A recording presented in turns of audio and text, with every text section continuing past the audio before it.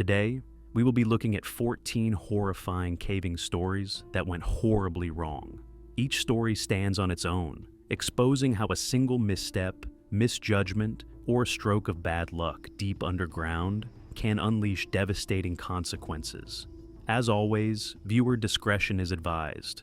It was August 30th, 1986. The late summer evening air in Walton County, Florida, carried the familiar sounds of divers preparing their equipment near Morrison Spring. The natural spring, known for its underwater cave system, had drawn another group of diving enthusiasts for what should have been a routine training session.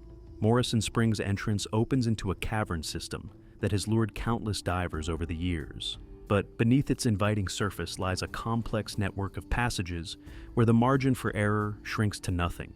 At 7:15 that evening, several divers gathered at the spring's edge for a planned night dive training session. Among them were Mike Clennon, a 36-year-old diver with PADI rescue certification, but no cave training experience, and Brenda Bunyo, a 26-year-old woman who had just completed her open water certification that very day. The group had prepared according to standard procedures, each diver equipped with a single light and a Sialume stick attached to their gear. The Sialume stick served a dual purpose beyond providing backup illumination. Different colors distinguished students from instructors, creating a visual safety system in the darkening water. Night diving requires heightened awareness and preparation. The familiar underwater landscape transforms in darkness, with navigation becoming significantly more challenging. The training session proceeded without incident, with participants practicing the skills necessary for safe diving in low-light conditions. Mike, despite his rescue certification, was learning alongside the newer divers, while Brenda was experiencing her first night dive with her brand new certification. As the session concluded, most divers were satisfied with their evening's work and prepared to surface. However, 4 members of the group made a decision that would alter the course of the evening dramatically. Instead of ending their dive with a training session, they chose to venture into the lower cavern system of Morrison Spring. Among these 4 were Mike and Brenda, whose contrasting experience levels would prove irrelevant in the face of the cave's unforgiving nature. This decision marked the beginning of a series of critical errors. The 4 divers descended into the lower cavern without establishing a continuous guideline to the entrance, a fundamental safety protocol in cave diving. Each carried only a single light source and a single tank of compressed air, along with their Sialume sticks. Cave diving differs fundamentally from open water diving in its unforgiving nature. Unlike open water, where a diver can ascend directly to the surface in an emergency, cave systems present overhead obstacles that block direct ascent. Passages can be narrow, silty, and disorienting. Without proper training, equipment, and safety protocols, even experienced open water divers can quickly find themselves in life-threatening situations. The lower cavern at Morrison Spring extends deeper into the limestone formation, where natural light disappears entirely. The passages wind through rock formations that have remained unchanged for thousands of years, creating a maze that can confuse even experienced cave divers. In this environment, proper preparation and adherence to safety rules become matters of life and death. Within the lower cavern, the 4 divers explored the underwater passages as their air supplies gradually diminished. The confined space and exertion of swimming through the cave system caused their breathing rates to increase, consuming their limited air more rapidly than anticipated. Soon, 2 of the divers recognized the warning signs of low air pressure in their tanks and signaled to their companions. Mike and Brenda had signaled their intention to remain in the lower cavern for a while longer. This decision reflected a dangerous overconfidence in their abilities and a fundamental misunderstanding of the risks they faced. The other 2 divers began their ascent toward the surface, but the absence of a guideline immediately complicated their exit. In the darkness of the cave, with only their single lights and dim Sialume sticks for illumination, finding the correct path to the entrance became a challenge. The familiar reference points visible during their descent were now obscured by the different perspective of their ascent route. For several anxious minutes, the 2 ascending divers searched for the way out. Their lights swept across the limestone walls and ceiling, looking for recognizable features that would guide them to safety. The psychological pressure of being lost in an underwater cave while air supplies dwindled would have been immense. Training and experience in cave diving teaches divers to remain calm in such situations. But without proper cave training, panic becomes a dangerous possibility. Eventually, the two divers located the exit route and surfaced safely at Morrison Spring. Their emergence from the water was at approximately 8:40 p.m., back inside the depths of Morrison Springs. Brenda and Mike continued their exploration. However, they didn't realize they were gambling their lives on the assumption that caves forgive the same mistakes as open water. Mike's rescue certification provided him with skills for assisting divers in distress in open water situations. But cave diving presents entirely different challenges that require specialized training. The techniques and procedures for cave diving emergencies differ significantly from those used in open water rescue situations. His certification, while valuable in other contexts, offered little protection in the unforgiving environment of an underwater cave. Brenda's situation was even more precarious. Having completed her open water certification that very day, she possessed only the most basic diving skills.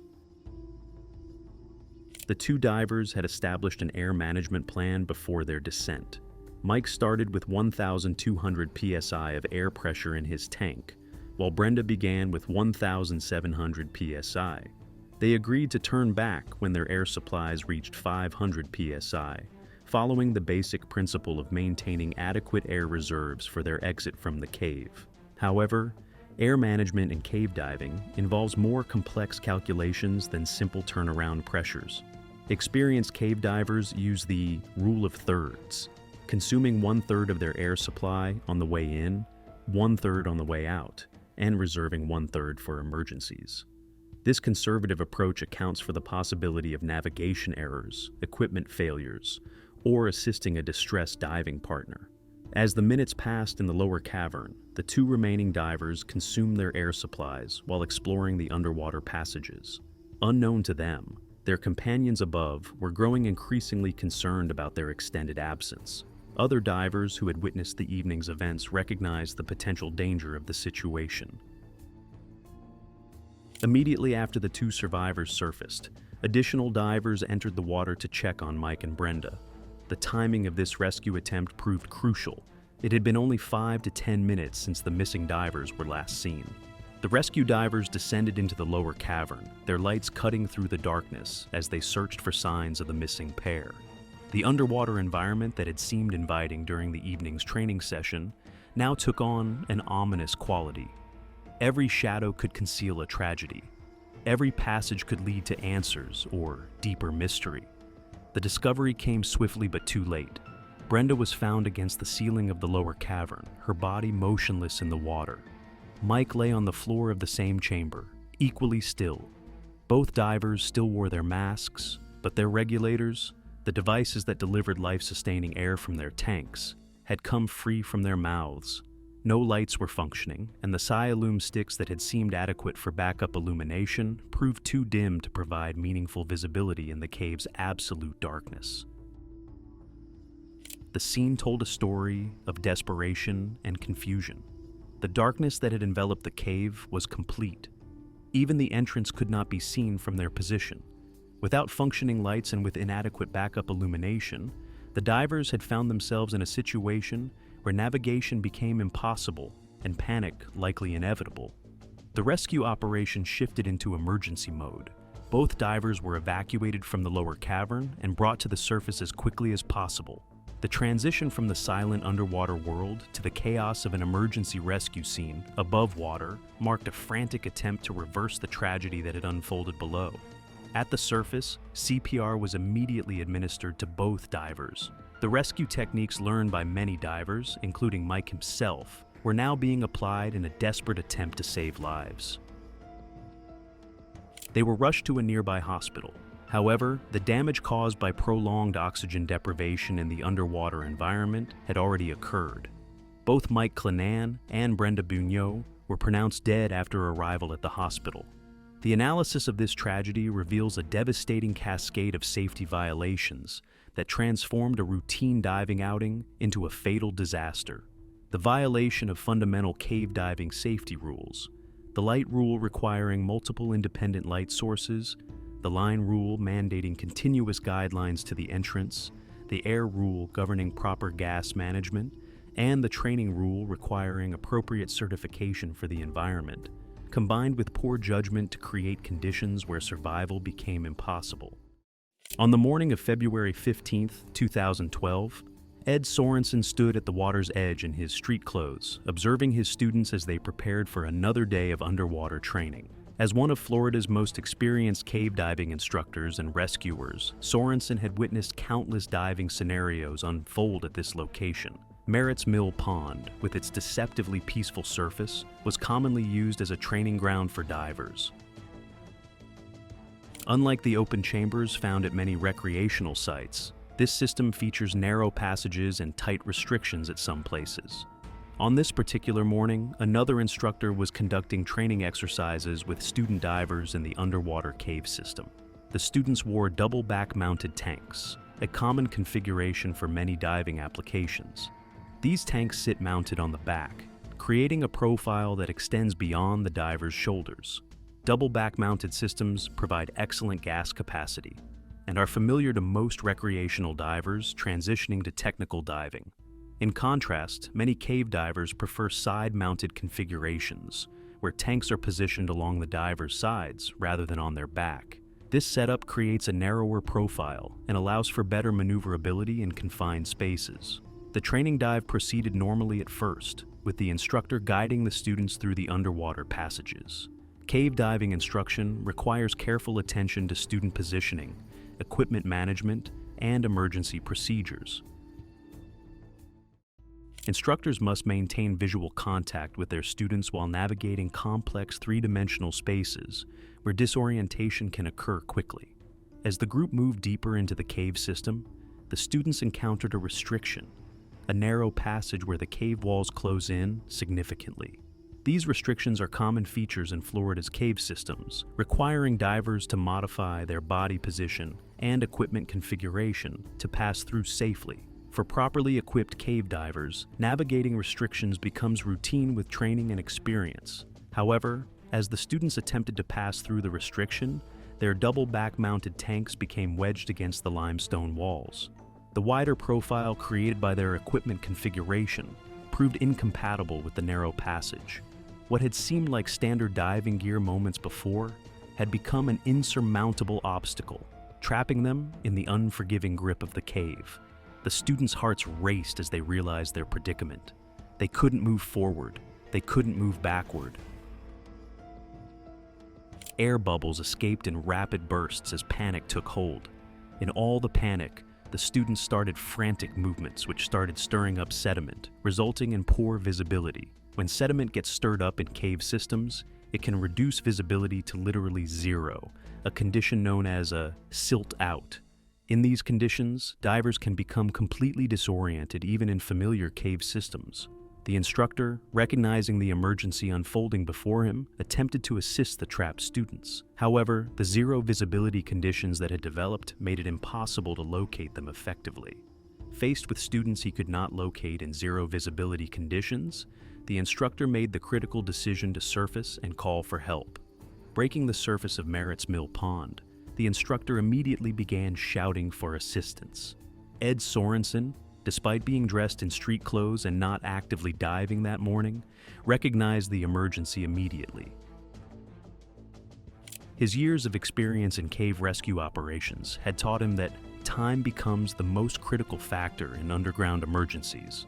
Every minute that passes reduces the trapped diver's remaining air supply and increases the likelihood of panic-induced poor decision-making. Without hesitation, Sorensen began the rapid transition from observer to rescuer, changing from street clothes into full diving gear, while maintaining focus and precision requires the kind of muscle memory that comes only from years of experience. In cave rescue operations, rushing the preparation phase often leads to equipment failures that can doom both victims and rescuers. Within just a few minutes, Sorensen had completed his gear preparation and entered the water. Descending into the cave system, Sorensen encountered the same zero visibility conditions that had prevented the instructor from locating his students. In these conditions, navigation relies heavily on tactile references, knowledge of the cave layout, and systematic search patterns. For 15 minutes, Sorensen methodically searched the underwater passages, using his knowledge of the cave system and systematic search techniques to cover the area where the students were likely trapped. 15 minutes in zero visibility conditions, knowing that trapped divers are consuming their remaining air supply, creates enormous psychological pressure, even for experienced rescuers. Then, in the absolute silence of the underwater world, Sorensen heard a sound. In cave diving, sound travels differently than in open water, and experienced divers learn to interpret the various noises that can indicate the location of other divers. This auditory clue provided the breakthrough that visual searching had not achieved. Following the sound through the dark water, Sorensen was eventually able to locate one of the trapped students. The relief of human contact after being trapped in darkness would have been overwhelming for the student. However, Sorensen's work had only begun. Rescuing trapped cave divers requires not only finding them, but also safely extracting them from their predicament. The student's equipment configuration that had caused the entrapment now presented the challenge of safe extraction. Removing a diver from a restriction where their gear has become wedged requires careful assessment of the situation and often creative problem solving. Forcing the extraction could damage equipment, injure the diver, or worsen the entrapment. Once Sorensen had successfully freed the first student, he faced the decision of how to manage the rescue operation. With one student located and another still missing, he had to balance the immediate safety needs of the rescued diver with the ongoing emergency of the second trapped student. Sorensen took the first student to a safer location within the cave system, where he could wait without being in immediate danger. He then calmed the student down, providing the psychological support necessary to prevent panic from creating additional complications. With clear instructions for the first student to wait in the safe location, Sorensen returned to search for the second trapped diver. The systematic approach he had used to locate the first student now guided his search for the second. The second student was located using the same combination of cave knowledge, systematic searching, and careful attention to audio and tactile clues that had led to the first rescue. Like his classmate, this student had been trapped by equipment that was inappropriate for the cave's restrictions, and had likely experienced the terror of being unable to move while air supplies diminished. With both students located and freed from their entrapments, Sorensen faced the final challenge of safely escorting them to the surface. Managing two potentially panicked divers in zero visibility conditions while navigating complex cave passages requires exceptional skill and leadership. The students, having experienced the trauma of being trapped underground, needed constant reassurance and guidance to complete their exit safely. The ascent to the surface marked the successful conclusion of a rescue operation that could easily have ended in tragedy. Several factors contributed to the successful outcome of this emergency.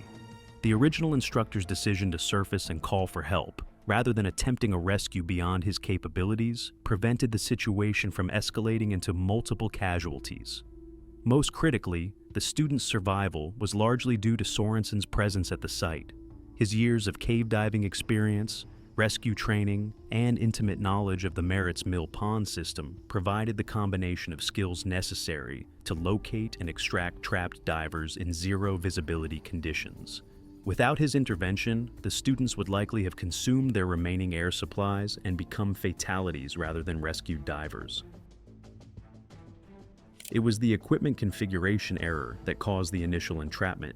The double back-mounted tanks that worked perfectly well in open water training became life-threatening obstacles in the confined passages of the cave system.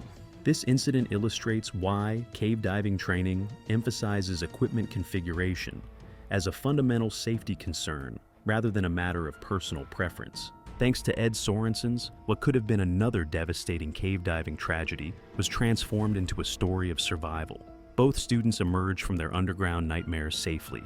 The instructor, who had faced the terrifying reality of losing students in zero visibility conditions, felt overwhelming relief. Other students who witnessed the emergency gained a profound respect for both the dangers of cave diving and the extraordinary skills required to survive its worst moments. The instructor knew he owed an immeasurable debt to Sorensen. Without his presence and expertise at Merritt's Mill Pond that morning, the training exercise would likely have ended in the double fatality rather than a miraculous rescue.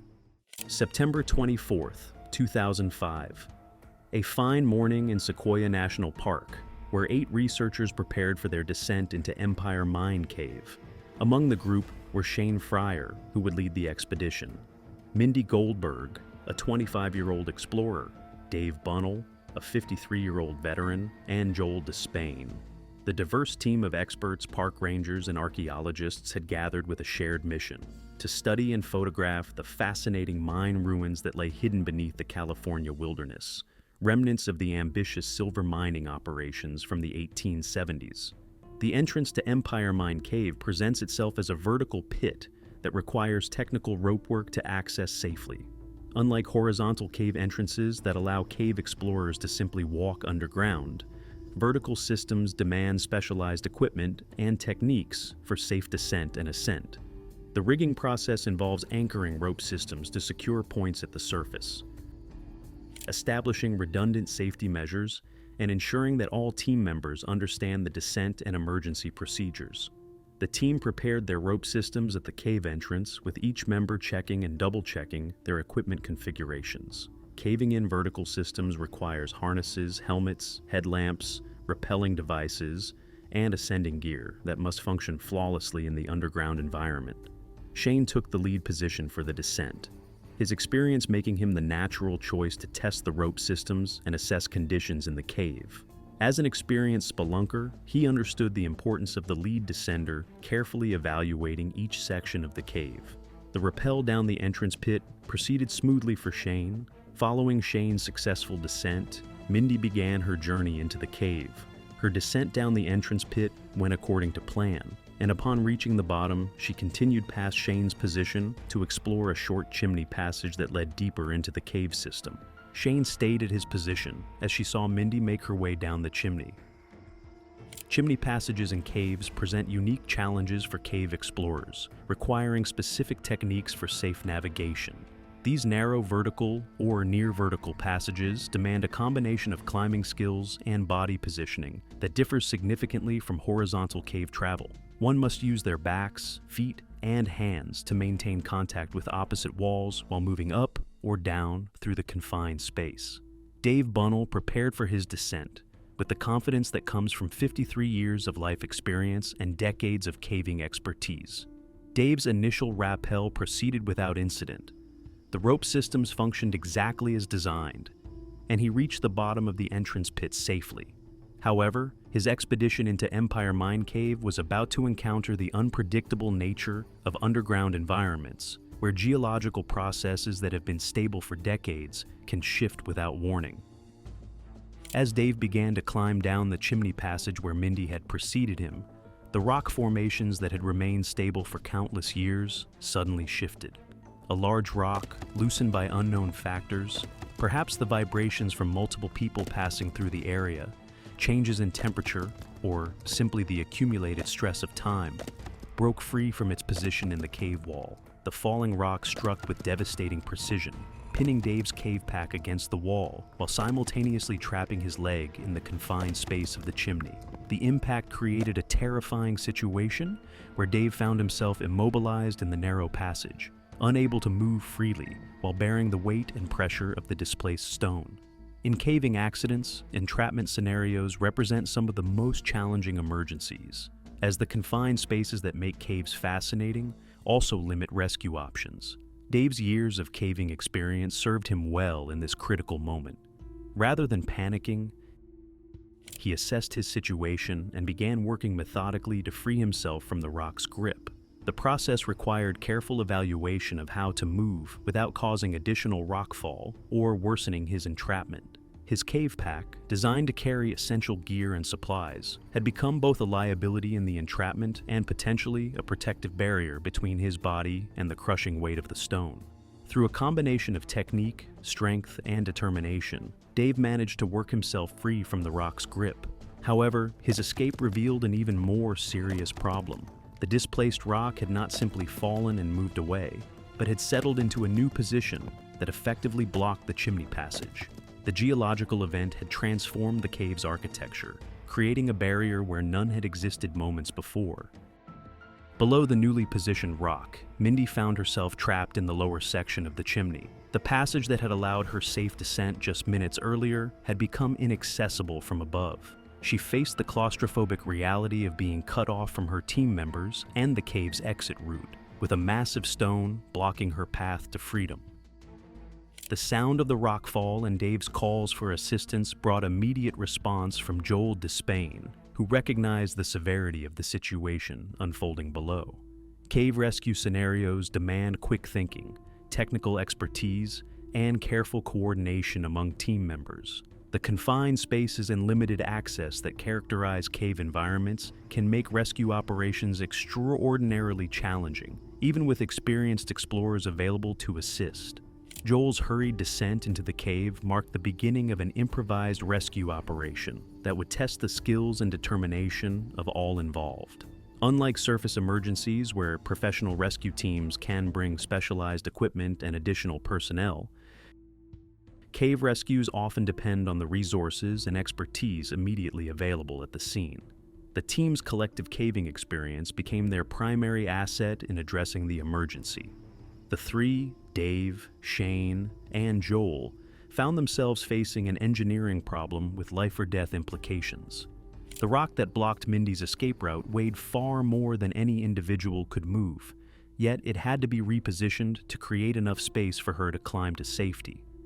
Cave rescue operations often require creative problem-solving and the application of basic physics principles using whatever tools and techniques are available.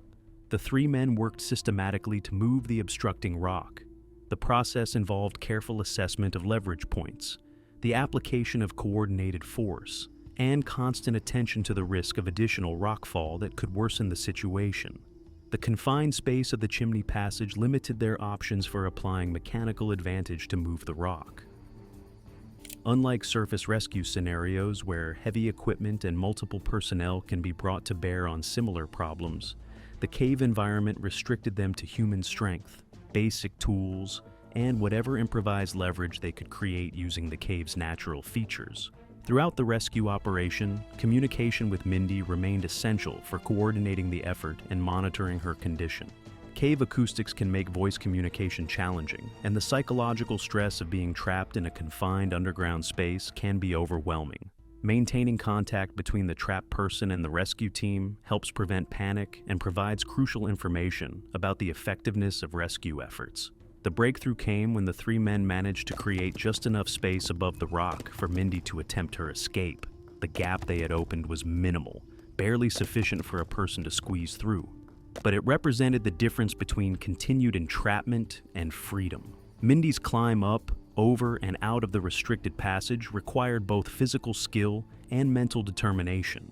The space the men had created demanded precise body positioning and careful movement to avoid becoming stuck again or causing additional rockfall. Her successful navigation through the gap marked the culmination of the rescue effort and the restoration of the team's ability to exit the cave safely. Even after Mindy's successful escape, the team attempted to reposition the rock to restore the passage to its original configuration. These efforts reflected both their concern for future cave users and their understanding of cave conservation principles. However, the rock's size, weight, and new position in the chimney proved impossible to alter further with the resources available to them. The rockfall at Empire Mine Cave had rewritten the cave's geography in a matter of seconds, creating conditions that would affect all future visitors to the site. With all team members safely reunited and Mindy freed from her underground prison, the expedition focused on their exit from Empire Mine Cave. The emergence of all 8 team members at the surface marked the successful conclusion of an expedition that had nearly ended in tragedy. The archaeological and photographic mission that had brought them to Empire Mine Cave had been overshadowed by the geological drama that unfolded underground, but their primary objective, the safe return of all participants, had been achieved through skill, teamwork, and determination. Thanks to the quick thinking and coordinated rescue efforts of Dave Bunnell, Shane Fryer, and Joel Despain, what could have been a devastating caving tragedy was transformed into a story of successful emergency response. May 26, 2003. The abandoned Maryland mine near Salmon, Idaho, stood as a forgotten relic of the region's mining past, its weathered structures hiding deadly secrets beneath the earth. Travis Michaelis, 25 years old and an experienced climber, had come here with his family for what should have been a simple exploration of the historic site. The family's exploration of the Maryland mine site on May 25th proceeded normally until their dog, driven by the curiosity and hunting instincts common to canines, ran ahead of the group. The animal's investigation of the mining structures led to disaster when it fell into a 125-foot deep, 38 meters, mine shaft that had been concealed or inadequately marked. The dog's disappearance into the vertical opening transformed a casual family outing into an emergency situation that demanded immediate decision-making about rescue options. Unable to locate and rescue their dog that day, Travis, confident in his climbing abilities and technical rope skills, made the decision to return the next day with proper equipment to attempt a rescue. Mine shafts from abandoned operations present unique dangers that most people never consider. The 125-foot, 38-meter depth of the Maryland mine shaft placed its bottom well beyond safe rescue distance, requiring advanced rappelling techniques and specialized equipment. More dangerous still were the atmospheric conditions that could develop in these sealed underground spaces over decades of abandonment. On May 26th, Travis returned to the mine site with his family. He rigged his rope system carefully, using his years of climbing experience to establish what appeared to be a safe descent route. His anchor points were solid, his equipment properly configured, and his technique flawless as he prepared for the technical descent into the shaft. Family members positioned themselves at the surface to maintain communication throughout his descent. At 125 feet, 38 meters deep, visual contact would be lost quickly, making voice communication their only link to Travis as he rappelled into the darkness below. The descent began normally.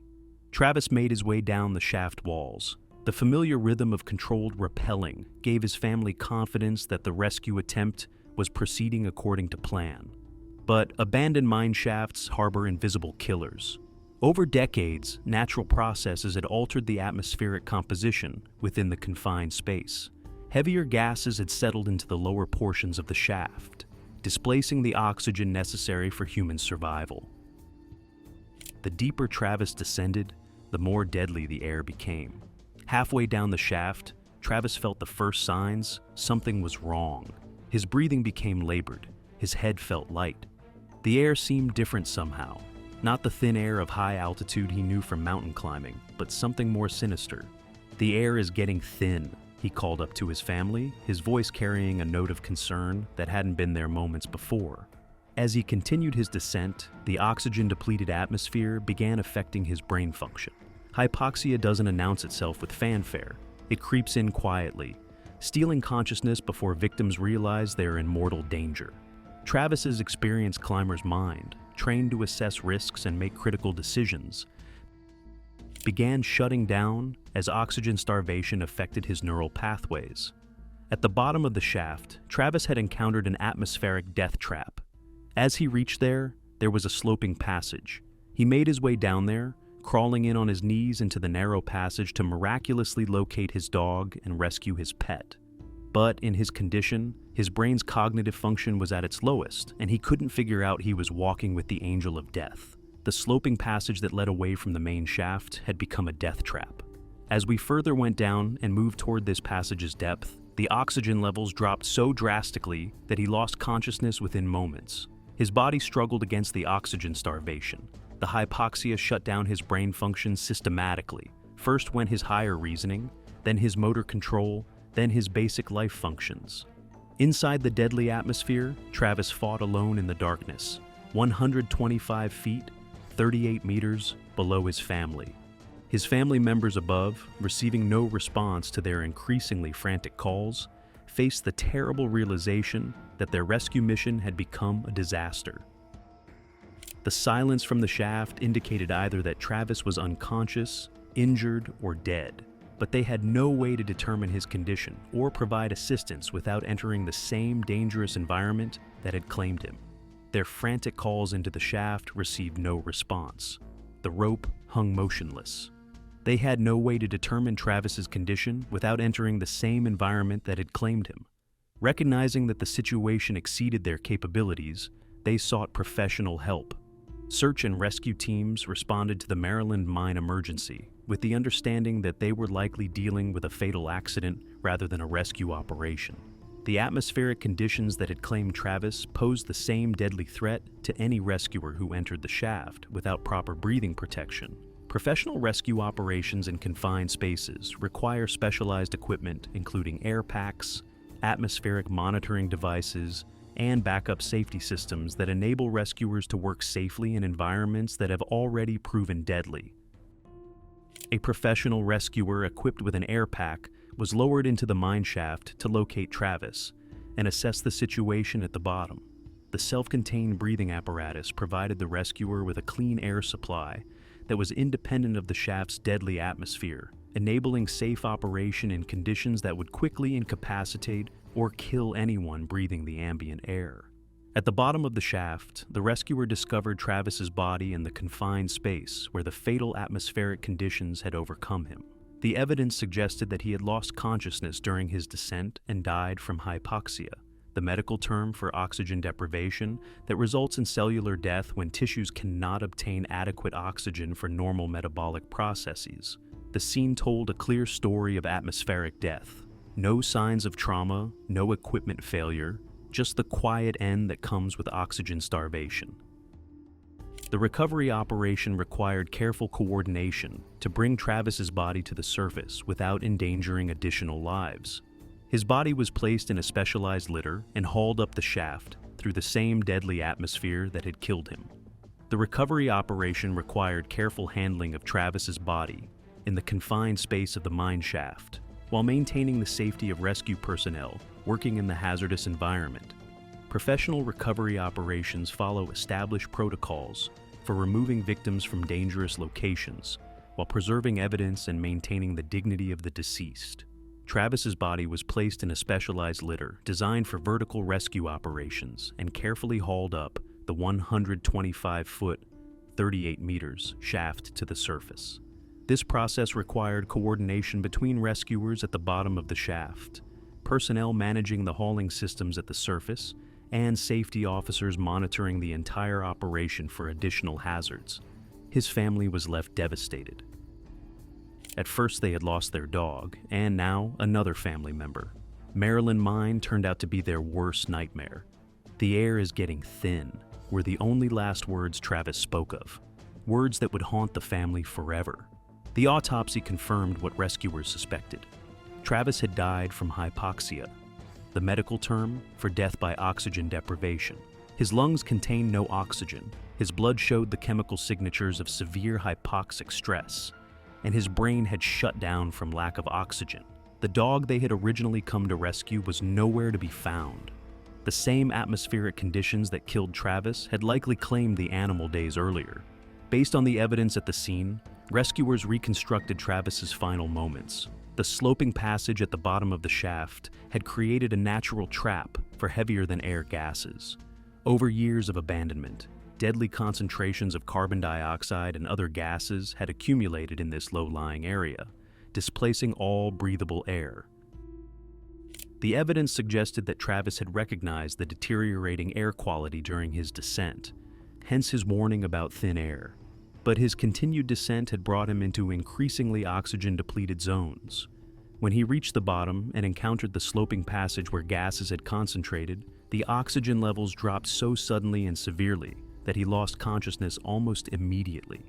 Thanks to the professional expertise and proper safety equipment of search and rescue personnel, Travis's body was recovered from the Maryland mine shaft without additional casualties among the rescue team. His family received the closure of understanding what had happened to their loved one.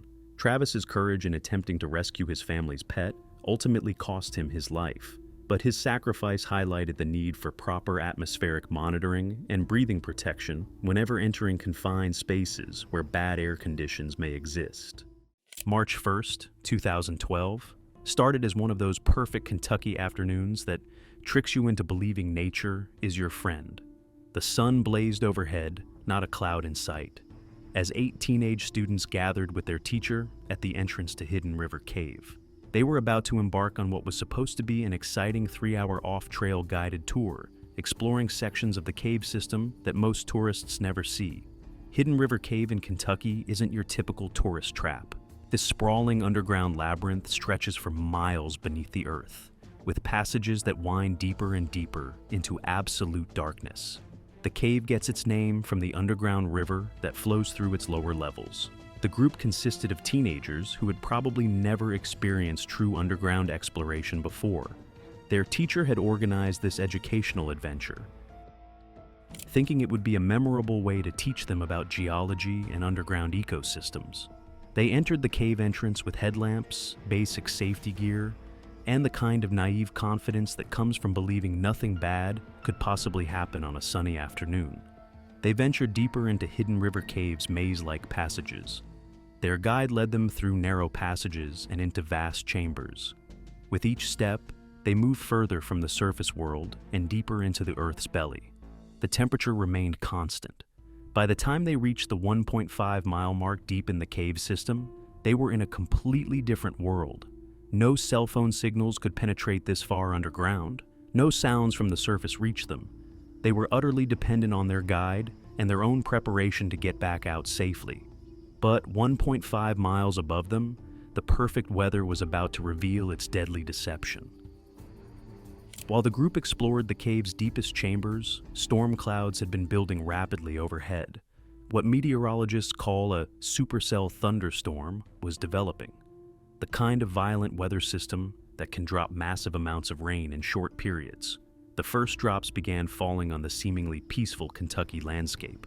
Within minutes, those drops became a downpour, and then the downpour became a deluge that turned every stream, creek, and depression into a raging torrent. The teenagers and their teacher, deep underground, had no idea their world was about to change forever. They were examining cave formations and learning about underground ecosystems while millions of gallons of water began pouring into Hidden River Cave's entrance. Underground river systems are essentially giant storm drains. Every drop of rain that falls on the surface eventually finds its way into the cave through cracks, sinkholes, and direct openings. During normal weather, this creates the gentle underground streams that make caves so beautiful. During violent storms, it creates killer floods that can fill entire cave systems in minutes. Hidden River Cave's executive director, David Foster, and guide Joe Forsyth were monitoring conditions from above ground when they realized the severity of the situation. The peaceful underground river they knew so well was transforming into a monster. Foster and Forsyth measured the water level and watched in horror as it climbed rapidly. 1 foot, 0.3 meters, 2 feet, 0.6 meters, 3 feet, 0.9 meters, deep and still rising with frightening speed. Underground flooding doesn't behave like surface flooding. There's nowhere for the water to spread out, so it concentrates in the cave passages with tremendous force. Foster and Forsyth faced an agonizing decision. The safe choice was to wait above ground and hope the group could find high ground inside the cave. But they knew the cave's layout. There weren't many places 1.5 miles deep where 9 people could escape rising floodwater. If they were going to save these people, they had to act immediately, before the water levels made rescue impossible. The 2 experienced cave explorers made the kind of split-second decision that separates heroes from bystanders. They gathered emergency rescue equipment and plunged into the flooded cave, fighting against torrents of muddy water that grew stronger with every step. Moving through a flooding cave is like trying to navigate a horizontal waterfall. The current pushes against you with relentless force, and every step risks being swept away into deeper, more dangerous passages. Forsyth and Foster had to feel their way along walls and ceiling formations, often moving through chest-deep water that threatened to knock them off their feet. Meanwhile, 1.5 miles, 2.4 kilometers deeper in the cave, the group was beginning to realize something was terribly wrong. The gentle underground stream they had been following was now a rushing torrent. Water levels were rising visibly, and the sound of flowing water had changed from a peaceful babble to an ominous roar. The The 9 trapped individuals found themselves in every cave explorer's worst nightmare scenario. The passages they had used to enter were now filled with fast-moving water. Their headlamps illuminated a scene of underground chaos, muddy torrents rushing through spaces that had been dry hours earlier. The teenagers huddled together with their teacher on whatever high ground they could find, watching the water level creep higher. Some were crying. Others sat in stunned silence, realizing they might die tonight. The teacher tried to maintain calm and keep the group together, but the reality of their situation was becoming undeniable. Their safe route out was gone, potentially forever. Even if the rain stopped immediately, it could take hours or days for water levels to recede enough for safe passage. The group pressed themselves against the highest walls they could find, but the water kept rising.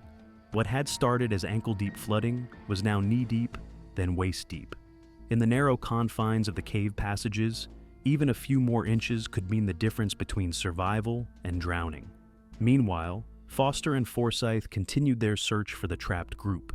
They had a hunch, and now followed their route accordingly after guessing where the trapped group would be around that time. When Forsyth finally reached the trapped group, after fighting through 1.5 miles, 2.4 kilometers of flooded cave passages, he found 9 terrified people clinging to whatever purchase they could find on the limestone walls. The teenagers were shivering from cold and fear, their teacher desperately trying to keep everyone calm while privately calculating how long they could survive in these conditions. Forsyth knew that attempting to return through the main passages would be suicide. The water levels had continued rising, and the route they had used to enter was now completely impassable. But Forsyth knew something the trapped group didn't. Hidden River Cave had alternate routes that others weren't that familiar with. Forsyth tied a safety line around his waist and had each member of the group grab hold. What followed was the most terrifying journey of their young lives.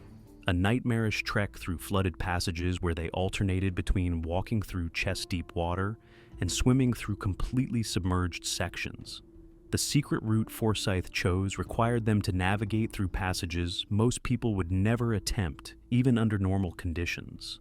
They had to squeeze through gaps barely wider than their bodies, climb over slippery flowstone formations, and traverse sections where the ceiling dropped so low they had to crawl on hands and knees through rushing water. Several times, the teenagers lost their footing and would have been swept away if not for the safety line connecting them to Forsyth. The water was ice cold, muddy, and filled with debris that had been washed in from the surface. Every step was a battle against the current that seemed determined to drag them deeper into the cave's flooded depths. After what felt like hours of fighting through the alternate route, Forsyth's expertise finally paid off. The secret passages he had chosen led them to higher ground, and eventually to sections of the cave that remained above the flood level. From there, they could follow dry passages back toward an entrance that wasn't affected by the main flood. When the group finally emerged from Hidden River Cave, they were exhausted, hypothermic, and traumatized, but alive. All 9 people had survived an experience that could easily have killed them all. The teenagers collapsed on the muddy ground outside, some crying with relief, others too shocked to show any emotion. The storm that had created their nightmare was finally beginning to pass, but Hidden River Cave would remain flooded for days. The main passages they had used to enter remained completely impassable, confirming that Forsyth's decision to use the secret route had been their only chance of survival. For Gant and his friend, on August 15, 1992, it would be the allure of massive catfish that would turn their illegal adventure into a nightmare. Nicac Cave sits submerged beneath the waters of Nicac Lake, a reservoir created by the Tennessee Valley Authority. This isn't just any cave. It's a protected habitat for endangered bats and strictly off-limits to unauthorized entry. The entrance is blocked by a chain-link fence, and for good reason. The cave system is dangerous, unpredictable, and serves as a critical roosting site for thousands of bats. But none of that mattered to Gant and his diving partner, who arrived at the lake on that Saturday. They weren't certified cave diving specialists through the cave diving section, or even members of the National Speleological Society. They were just regular divers with a dangerous plan and apparently no respect for the law or their own safety. The rumors had been circulating for years among local fishermen, massive catfish living in the depths of Nicac Cave, growing to enormous sizes in the dark, protected waters. Stories told of catfish reaching 6 to 8 feet, 1.8 to 2.4 meters, in length and weighing up to 200 pounds, 91 kilograms. Whether these stories were true or just fishermen's tales, the two divers were determined to find out. They approached the flooded entrance where the chain-link fence disappeared into the dark water. The barrier was meant to keep people exactly like them out, but it didn't extend deep enough to prevent determined divers from swimming underneath it. Without proper permits, without authorization, and without informing anyone of their illegal plans, they slipped beneath the fence and entered the submerged cave system. The water inside was murky and cold. The cave passage stretched ahead of them, deeper into the mountain, completely flooded by the reservoir above. This was no place for recreational divers, but they pressed on, searching for the legendary catfish. Cave diving is one of the most dangerous forms of diving. Unlike open water, there's no direct route to the surface if something goes wrong. The overhead environment means you can't simply swim up in an emergency. Proper cave divers use guideline systems, carry multiple lights, and follow strict protocols. These two had none of that training. As they moved deeper into the cave system, about 1,200 feet, 366 meters from the entrance, disaster struck. The limestone floor was covered with decades of accumulated sediment, fine silt and mud that had settled in the still cave waters. When Gant's fins accidentally brushed against the bottom, a massive cloud of sediment billowed up around them. The visibility, already poor in the cave's murky water, dropped to zero instantly. The sediment cloud was so thick that their dive lights barely penetrated a few inches ahead. What had been a challenging but manageable dive suddenly became a complete whiteout. Gant tried to stay calm and remain stationary, waiting for the sediment to settle, but his partner, panicking in the zero visibility, began thrashing around trying to find his way out. The movement only stirred up more sediment, making the situation worse. Through the murky haze, while his partner was panicking and exiting, he turned around to grab a hold of Gant and exit along with him. But from a distance and with almost no visibility, he spotted Gant and saw him in a confused state, going up and down, left and right. And then suddenly, he was going in the wrong direction. He tried to swim after the retreating light, but the sediment cloud was so dense he quickly lost sight of it entirely. He called out through his regulator, but the sound was muffled and distorted underwater. By the time the sediment began to settle enough for limited visibility to return, Gant was gone. He was alone in the flooded cave system, with no guideline to follow and no clear idea which direction led back to the entrance. His friend quickly managed to find his way back to the entrance and emerged from the water, alone and panicked. His partner was missing somewhere in the flooded cave system. He immediately called for help, but the situation was complicated by their illegal entry. Emergency responders now had to risk their own lives to save someone who had knowingly broken the law and entered a protected area. Meanwhile, deep inside the cave, Gant was in serious trouble. Lost in the maze-like passages, his air supply running low, he faced every cave diver's worst nightmare. The sediment had finally settled, but he was completely disoriented. Every passage looked the same in the murky water. Every turn could lead him deeper into the cave system or back towards safety. There was no way to tell. His air gauge showed his supply was dangerously low. In open water, this would mean an immediate ascent to the surface. But there was no surface here, just solid rock above his head and dark water stretching in every direction. Panic set in as he realized he might die down here, alone in the flooded cave. Then, as his air supply reached critical levels, Gant discovered something that might buy him time. About 1,200 feet, 366 meters into the cave system, he found a section where the cave ceiling rose just enough to create a small airspace. The pocket was barely 8 inches, 20 centimeters high, just enough room to get his head above water. Gant managed to position himself so he could hold on to a stalactite formation and keep his head in that precious 8-inch airspace. The limestone formation became his anchor in the darkness. His body remained submerged in the cold water, but his head stayed above the surface in the tiny bubble of air. He could breathe, but he was still trapped with no way out. But rescue seemed impossible. The cave entrance was underwater, protected by fencing, and the exact location of the air pocket was unknown to rescuers. How could they possibly reach someone trapped 1,200 feet inside a flooded cave system? The Tennessee Valley Authority made a drastic decision. On Sunday morning, they opened the reservoir spillway and began lowering the water level of Nicac Lake. It was a massive operation, dropping the entire lake level by 3 feet, around 1 meter, to expose the top of the cave passage and create more airspace for the trapped diver. The water level dropped slowly but steadily.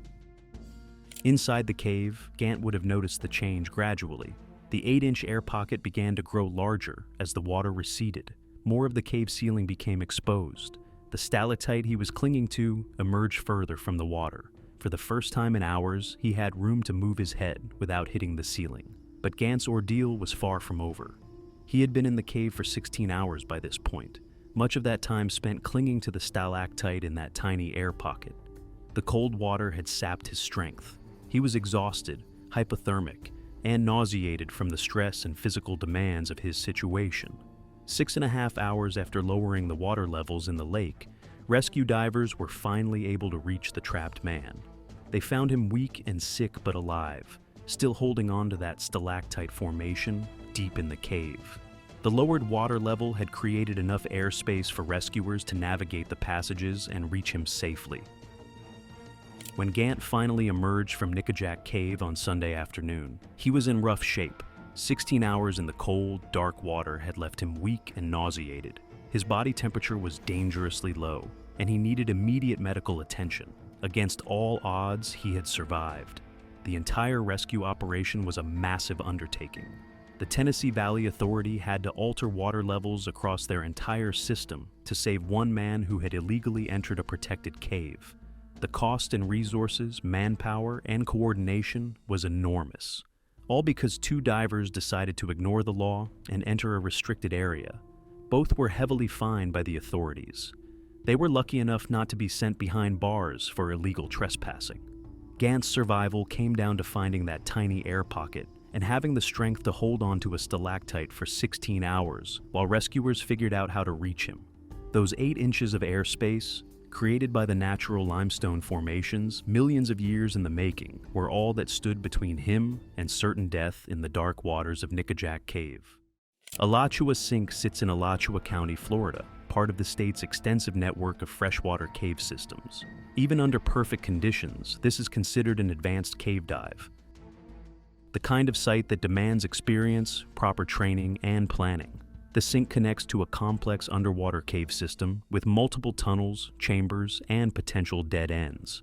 It's not a place for casual exploration or cutting corners on safety. But July in Florida brings challenges that make even advanced sites nearly impossible to dive safely. The summer heat creates perfect conditions for massive algae blooms in freshwater systems. These blooms turn cave water into a murky green, reducing visibility to mere inches in some cases. Any experienced cave diver knows that when algae blooms hit, you postpone the dive. Period. The 2 divers who arrived at Elatchua Sink in the July of 1992 should have taken one look at the water conditions and turned around. The water looked like green paint, so thick with algae that their dive lights would barely penetrate a foot ahead. But they had driven hours to get there. They had planned this dive, prepared their equipment, and were eager to explore the cave system. Instead of making the smart decision to abort the dive, they decided to push forward despite the dangerous conditions. The 2 divers entered the water and began their descent into the murky depths of Elatchua Sink. Their lights barely penetrated the algae-thick water. What should have been a relatively straightforward entry to the main cave tunnel became a nightmare of confusion and disorientation. They couldn't see more than inches ahead, feeling their way along the limestone walls and searching for the main guideline. Cave diving under perfect conditions requires constant visual contact with a guideline, a rope system that leads from the cave entrance back to safety. The line is literally your lifeline, the only way to navigate back through the maze of underwater passages. Losing contact with that line in a cave system is often fatal. In zero visibility conditions, maintaining contact becomes even more critical. A short distance into the dive, they realized something was wrong. The passage they were following didn't feel right. The dimensions were off, the direction seemed incorrect. In the green murk, they had missed the entrance to the main tunnel entirely, and had wandered into a side passage or false lead. Recognizing their mistake, they made the decision to turn around and head back to the surface. It should have been a simple procedure: follow their path back to the entrance and abort the dive. But in zero visibility conditions, even simple procedures can become deadly complications. One of them, let's call him the buddy, was following behind his partner as they began their exit. The thick algae bloom made it impossible to maintain visual contact, even at close range. He could occasionally make out the faint glow of his partner's light ahead of him, but the silhouette would disappear and reappear in the murky water like a ghost. As they made their way back toward the entrance, the buddy noticed his partner's light ahead of him, apparently heading out along what they hoped was the correct guideline. Everything seemed to be going according to plan. His partner appeared to be following the line back to safety, and he was following close behind. But cave diving has a cruel way of punishing even small mistakes. In the zero visibility conditions, with both divers focused on finding their way out, a critical error occurred. Somehow, without either diver realizing it, they had become separated. Whether his partner had taken a wrong turn, followed a false line, or simply moved too far ahead in the murky water, the buddy couldn't say. One moment his partner's light was visible ahead, the next it was gone. Following standard cave diving procedure, the buddy continued his own exit. Assuming his partner was somewhere ahead of him on the line, he began reeling up the guideline as he went, a normal practice to clean up after the dive. The line wound onto his reel as he made his way back through the murky passages toward the surface. When he finally broke the surface at Elatchua Sink, gasping in the Florida heat and pulling off his mask, he expected to see his partner already there, waiting for him. The surface area was small enough that anyone who had exited would be clearly visible. But his partner wasn't there. The surface was empty except for him. A cold dread settled in his stomach as he treaded water and looked around. Where was his buddy? He had seen his light on the line, heading out ahead of him. He should have reached the surface first, but there was no sign of him anywhere. The buddy called out, hoping his partner had exited at a different spot or was somewhere nearby on the surface. No response came back. The only sounds were the gentle lapping of water and the buzz of insects in the Florida heat.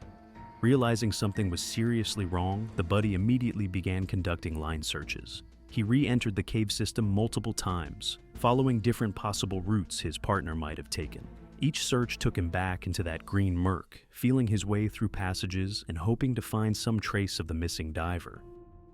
But the algae bloom that had made the dive dangerous in the first place now made search efforts nearly impossible.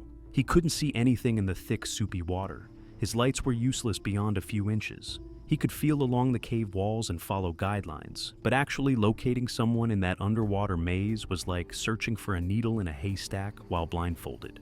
After several increasingly desperate search attempts, the buddy realized he needed help immediately. He surfaced and made the call that every diver dreads having to make, calling for emergency rescue services because his partner was missing in a cave system. Rescue divers arrived quickly, knowing that time was critical. In cave diving accidents, the first few hours are crucial. If the missing diver was still alive and had found an air pocket, they might still have breathing gas remaining. Every minute that passed reduced the chances of a successful rescue. The rescue team was composed of highly experienced cave divers who knew Elatchua Sink well. But even they were shocked by the conditions they encountered. They later reported it as the worst visibility they had ever seen at the site. The algae bloom was so thick that their powerful dive lights were virtually useless. The search became a slow, methodical process of feeling their way through every possible passage and tunnel. They followed every guideline, checked every side tunnel, and explored every chamber they could find. The cave system was more complex than many people realized, with multiple levels and interconnecting passages that could easily confuse a disoriented diver. Desperate to improve visibility and aid in the search, the rescue team even tried pumping fresh water into the cave system, hoping to dilute the algae-thick water enough to see something. The effort was futile. The algae bloom was too dense and widespread to be affected by the additional fresh water. For 3 agonizing days, the search continued. Rescue divers worked in shifts, exploring every accessible part of the cave system. Family members gathered at the surface, hoping for news. The diving community watched and waited, knowing that this tragedy could happen to any of them under the wrong circumstances. Finally, on the third day, the search teams found what they had been dreading. Deep in the cave system, in a passage that was easily missed in the poor visibility conditions, they discovered the missing diver's body. He had apparently become lost in the maze-like tunnels, possibly following what he thought was the guideline, but which led him deeper into the cave instead of toward the exit. Sherry DeCrow and John Hodar had been through a lot during their divorce. Screaming matches, bitter arguments, and enough resentment to last a lifetime. Their families had witnessed the ugly breakup between the 49-year-old woman and 54-year-old man, wondering if they'd ever be civil to each other again. But that Sunday afternoon on August 24th, 2003, something shifted. Maybe it was nostalgia for better times, or maybe they both just needed to prove they could still be around each other without everything exploding. Whatever the reason, they found themselves driving toward Hubard Cave in Glenwood Canyon, just like they used to do when they were happy. They didn't tell anyone where they were going. Not Sherry's daughter, not John's friends, not a single soul. It was an impulse decision, the kind that seemed harmless at the time. The cave entrance yawned before them, like a mouth in the mountainside. They'd been here before, back when they trusted each other, back when they worked as a team. Now they stood at the threshold as strangers who happened to share a history. What was supposed to be a quick look became something more. The cave called to them, promising escape from the messy reality of their failed marriage. They clicked on their flashlights and stepped into the darkness. The first passage was narrow, forcing them to squeeze through sideways. Then they crawled through spaces barely wide enough for their shoulders. The cave system twisted and turned like a three-dimensional puzzle. Left, right, up, down. Every direction looked the same. They moved deeper, following passages that branched off into more passages, each one leading them further from the surface world. Then it happened. They reached a junction where three tunnels met, and neither of them recognized it. The cave had become a maze, and they were lost in its heart. John's flashlight beam swept across identical rock formations. Nothing looked familiar. They backtracked, tried different routes, but every path led to more confusion. The cave had swallowed them whole. When the flashlights began to dim, panic set in. They found a small alcove, barely large enough for both of them to squeeze into. The space was cramped, forcing them to sit pressed together like sardines in a can. John's light flickered once, twice, then died. Sherry's lasted a few more minutes before it too faded to nothing. Complete darkness consumed them. The silence was crushing. The temperature in the cave was dropping quickly, and they had nothing. No food, no water, no extra clothes. Just the hope that someone would notice they were missing. But who would notice? They'd told no one about their plans. Monday passed in a blur of cold and hunger. They took turns sleeping, pressed together for warmth, their bodies fighting off hypothermia. Meanwhile, above ground, life continued as normal. Sherry's daughter Ramaya went about her day, assuming her mother was somewhere doing something. John's friends figured he was dealing with post-divorce depression in his own way. It wasn't until Tuesday evening that the worry began. Ramaya tried calling her mother's house. No answer. She tried again. Still nothing. A cold knot formed in her stomach. She called John's number, but that went straight to voicemail. The family gathered, sharing their growing anxiety. Where could they be? Some wondered if maybe the former couple had reconciled and gone away together. Others feared something darker. Everyone remembered the bitter divorce proceedings. John's anger during the separation had been frightening at times. His resentment when everything was finalized had worried people. The arguments had been loud and vicious. By Tuesday evening, the fear had become unbearable. Ramaya called the Garfield County Sheriff's Office to report her mother and John missing. Sheriff Lou Valario began an investigation, but family members immediately shared their concerns about John's volatile behavior. They painted a picture of a man who'd been pushed too far, who might be capable of something terrible. The suggestion that John might be vengeful and violent changed everything. This wasn't just a missing persons case anymore. It was a potential crime. Back in the cave, John was struggling with more than just the cold and hunger. The divorce had left him gutted, and having Sherry so close while knowing he'd already lost her forever was eating him alive. The anger and depression mixed together in the darkness. He realized one of their flashlights still had some battery life left. The dim light flickered weakly, but it was something. John pulled out a few tools he'd been carrying, a hammer and chisel. He gripped them tightly and moved closer to Sherry, his face set in grim determination as he carefully made his next move. Wednesday brought helicopters. The Air National Guard flew over the area, searching for any sign of Sherry, John, or their vehicle. The search turned up nothing, adding to the growing sense that something terrible had happened. Family members weren't satisfied with the official search efforts. They were convinced that time was running out, that every hour could be the difference between life and death. Thursday morning, they took matters into their own hands. A family friend who was a pilot agreed to fly over the area, using Sherry's house as a starting point for the search. 30 minutes into the flight, he spotted it, their Suburban parked at the trailhead near Hubard Cave. He immediately radioed the location to authorities. Deputies rushed to the scene, but what they found only confirmed their worst fears. Sherry had indeed been with her ex-husband, just as they had suspected. The discovery of the vehicle seemed to validate their theory about foul play. Instead of launching an immediate rescue operation, they secured the area and treated it as a crime scene. Yellow tape went up around the Suburban. The entire area was flagged off as deputies began looking for evidence of a struggle. A search dog led officers to the cave entrance, but they only shouted into the opening. No thorough search of the cave system was conducted.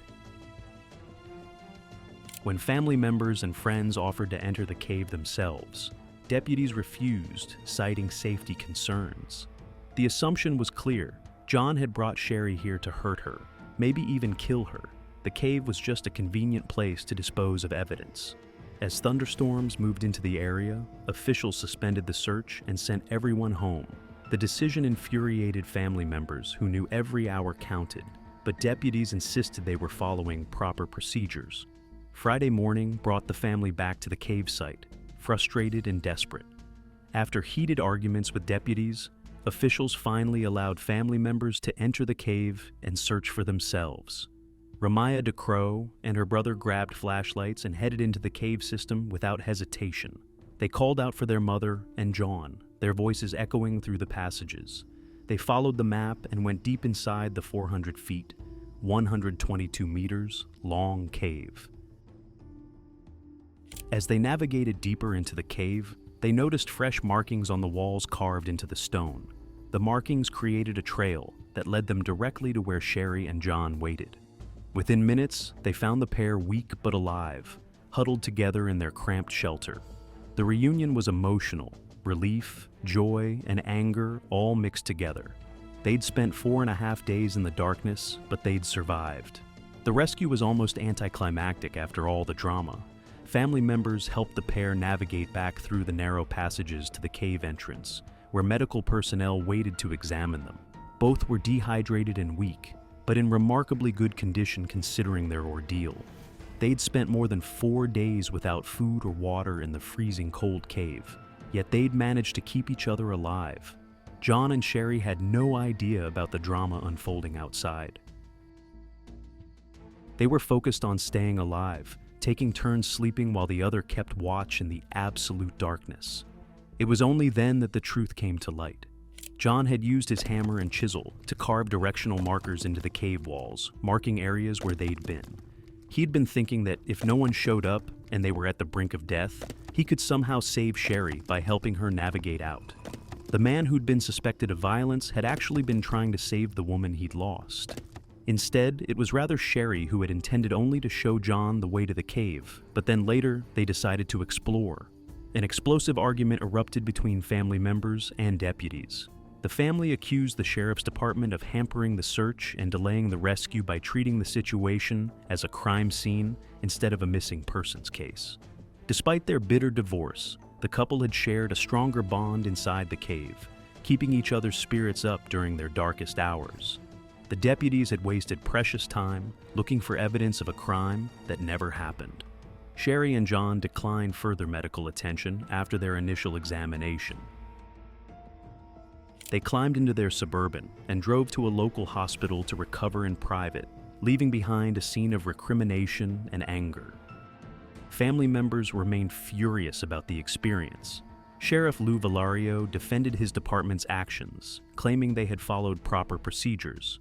But the criticism was harsh and public, but it also demonstrated something remarkable about human resilience.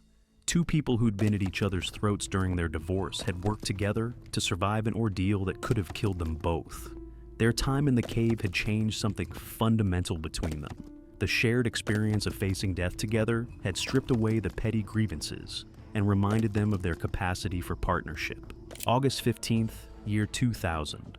The morning sun barely touched the rocky hillside as 15 teenagers from Camp Wilderness gathered at the entrance to Duffield Cave. Their youth group leader, Mr. Peterson, checked his watch and counted heads one final time. Emma Jeffrey adjusted her helmet and tested her headlamp. At 17, she was one of the most experienced cavers in the group, having explored dozens of caves across Pennsylvania with her family. The cave entrance opened before them like a dark mouth in the limestone cliff. Emma felt the familiar thrill of adventure as she followed the group into the darkness. The first hour went smoothly. They crawled through wide passages, squeezed past flowstone formations, and marveled at the cathedral-like main chamber. Emma's headlamp beam danced across ancient stalactites as the group moved deeper into the cave system. Then, they reached the pretzel. The pretzel was what local cavers called the most challenging passage in Duffield Cave. It twisted and turned through the rock like a giant's intestine, forcing explorers to contort their bodies in impossible ways. The passage started as a low crawl, then curved sharply upward, twisted left, dropped down again, bent right, and finally angled back up toward a larger chamber beyond. Most of the group decided to turn back. The pretzel looked too intimidating, too narrow, too twisted for comfort. But Emma had conquered difficult passages before. She studied the entrance, mapping the route in her mind. First up, then left, then down, then right, then up again. Like solving a three-dimensional puzzle with her own body. She entered head first, army crawling through the initial section. Her headlamp beam revealed smooth limestone walls worn down by countless years of water flow. The passage was just wide enough for her shoulders. So far, so good. The first turn came sooner than expected. The passage angled sharply upward, forcing Emma to twist her body and push with her feet against the lower wall. Her helmet scraped against the ceiling as she maneuvered around the bend. The limestone felt cold through her coveralls. Then came the left turn. Emma had to rotate her entire body, following the passage as it curved like a giant question mark through the rock. Her right shoulder pressed against one wall, while her left hip touched the other. The space was getting tighter. The downward section felt like sliding into a mail slot. Emma's chest compressed against the floor as gravity pulled her forward. Her breathing became shallow, restricted by the narrow confines. Behind her, she could hear muffled voices from her group, but they sounded far away now. The right turn was where everything went wrong. Emma's body had followed the pretzel-like passage perfectly until this moment. Her torso was angled down from the previous section, her hips twisted left from the earlier curve, and now she needed to bend right to continue. But as she tried to make the turn, her body simply ran out of room to move. Her right shoulder jammed against the wall, her left hip wedged against the opposite side. Her legs, still angled from the previous turns, couldn't find purchase to push forward or pull backward. The passage had become a limestone straitjacket, holding her in a position that seemed impossible to escape. Panic hit her like a physical blow. Emma's heart hammered against her ribs as she realized she couldn't move forward or backward. Every attempt to shift her position only wedged her tighter into the twisted passage. The rock walls that had seemed merely snug before now felt like they were crushing her from all sides. Her breathing became rapid and shallow. The headlamp beam shook wildly as her head trembled with fear. The darkness beyond the light seemed to press in on her, making the already tight space feel even smaller. Sweat broke out across her forehead, despite the cave's constant 50-degree temperature. She tried to call out, but her compressed chest could only manage weak, breathless sounds. The pretzel passage muffled even these feeble attempts.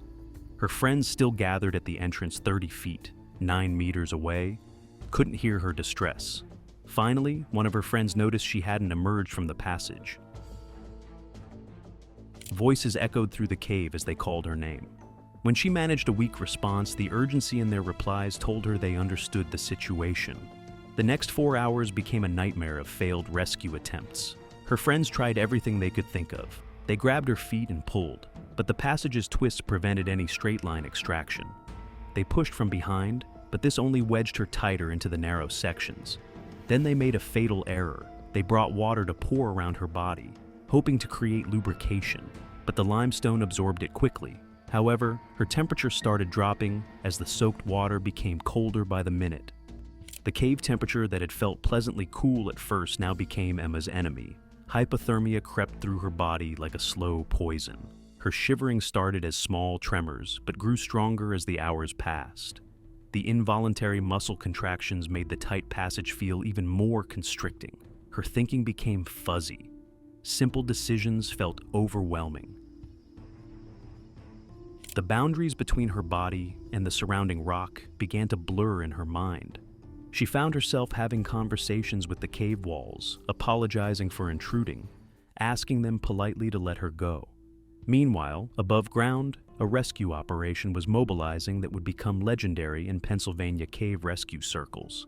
The landowner called 911 after Emma's friends emerged from the cave in panic.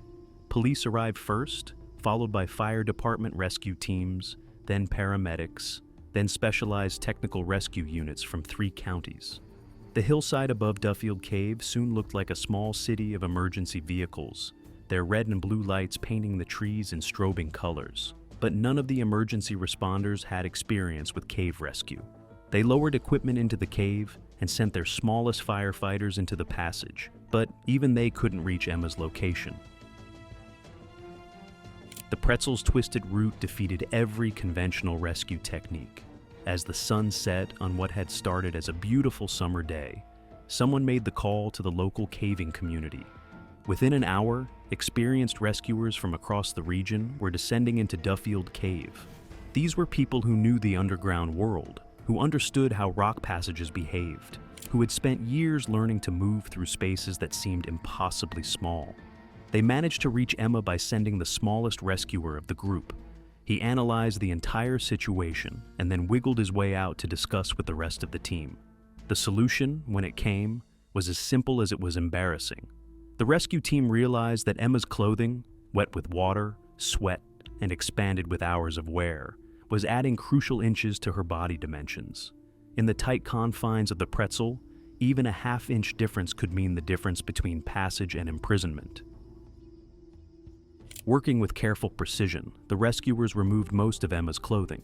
Then they applied cooking oil liberally to her skin, creating the lubrication that water couldn't provide on the porous limestone. The oil made her skin slippery enough to slide against the rock walls instead of catching and binding. The extraction took another hour of careful work. The rescuers had to coordinate their efforts perfectly, supporting Emma's weight while guiding her body through each twist and turn of the passage. They worked in reverse, undoing each contortion that had trapped her in the first place. When Emma finally emerged from the pretzel's entrance, she was barely conscious from hypothermia and exhaustion. Her core body temperature had dropped dangerously low during the hours-long ordeal. Paramedics immediately wrapped her in warming blankets and started IV fluids to combat dehydration and shock. But she was alive. More importantly, she was uninjured except for minor scrapes and the effects of prolonged cold exposure. Emma spent 2 days in the hospital, recovering. The doctors said she was lucky. Another hour in the cave's cold embrace might have caused permanent damage or worse. Her body temperature had dropped to just above the threshold where vital organs begin to shut down, but fortunately, luck was on her side and she had survived. January the 1st, year 2000. The final hours of the 20th century were winding down as midnight approached on New Year's Eve in southern Indiana. While most people prepared to celebrate with fireworks and champagne, 2 individuals arrived at the parking area for King Blair and Queen Blair Caves with an entirely different plan for welcoming the new millennium. The man and woman who arrived at the cave parking area around midnight displayed obvious signs of intoxication that immediately concerned local residents familiar with the area. Their slurred speech, unsteady movement, and impaired decision-making created a dangerous combination when paired with their expressed intention to enter the cave system. A local resident who encountered the intoxicated pair recognized the extreme danger of their planned cave expedition. With the wisdom born of familiarity with both the cave system and the risks it poses to unprepared visitors, the resident strongly advised against their underground adventure. Despite the clear warnings from someone who understood both the caves and the risks involved, the intoxicated couple remained determined to proceed with their underground expedition. Fortune appeared to smile on the couple when they encountered another group of cave explorers preparing to explore Queen Blair Cave. The experienced group, perhaps motivated by New Year's Eve goodwill or concern for the obviously impaired pair, made the well-intentioned decision to allow them to tag along on their expedition. This choice, while compassionate, would ultimately enable the disaster that responsible advice had attempted to prevent. The experienced caving group likely believed that their supervision would provide sufficient safety margin for the intoxicated individuals. The initial portion of the cave expedition proceeded with the mixed group exploring the limestone passages of Queen Blair Cave together. The experienced spelunkers followed established routes through the underground system, while the intoxicated couple struggled to maintain pace and orientation in the unfamiliar environment. Their impaired state made every aspect of cave travel more difficult, from basic walking on uneven surfaces to understanding directions and route-finding information.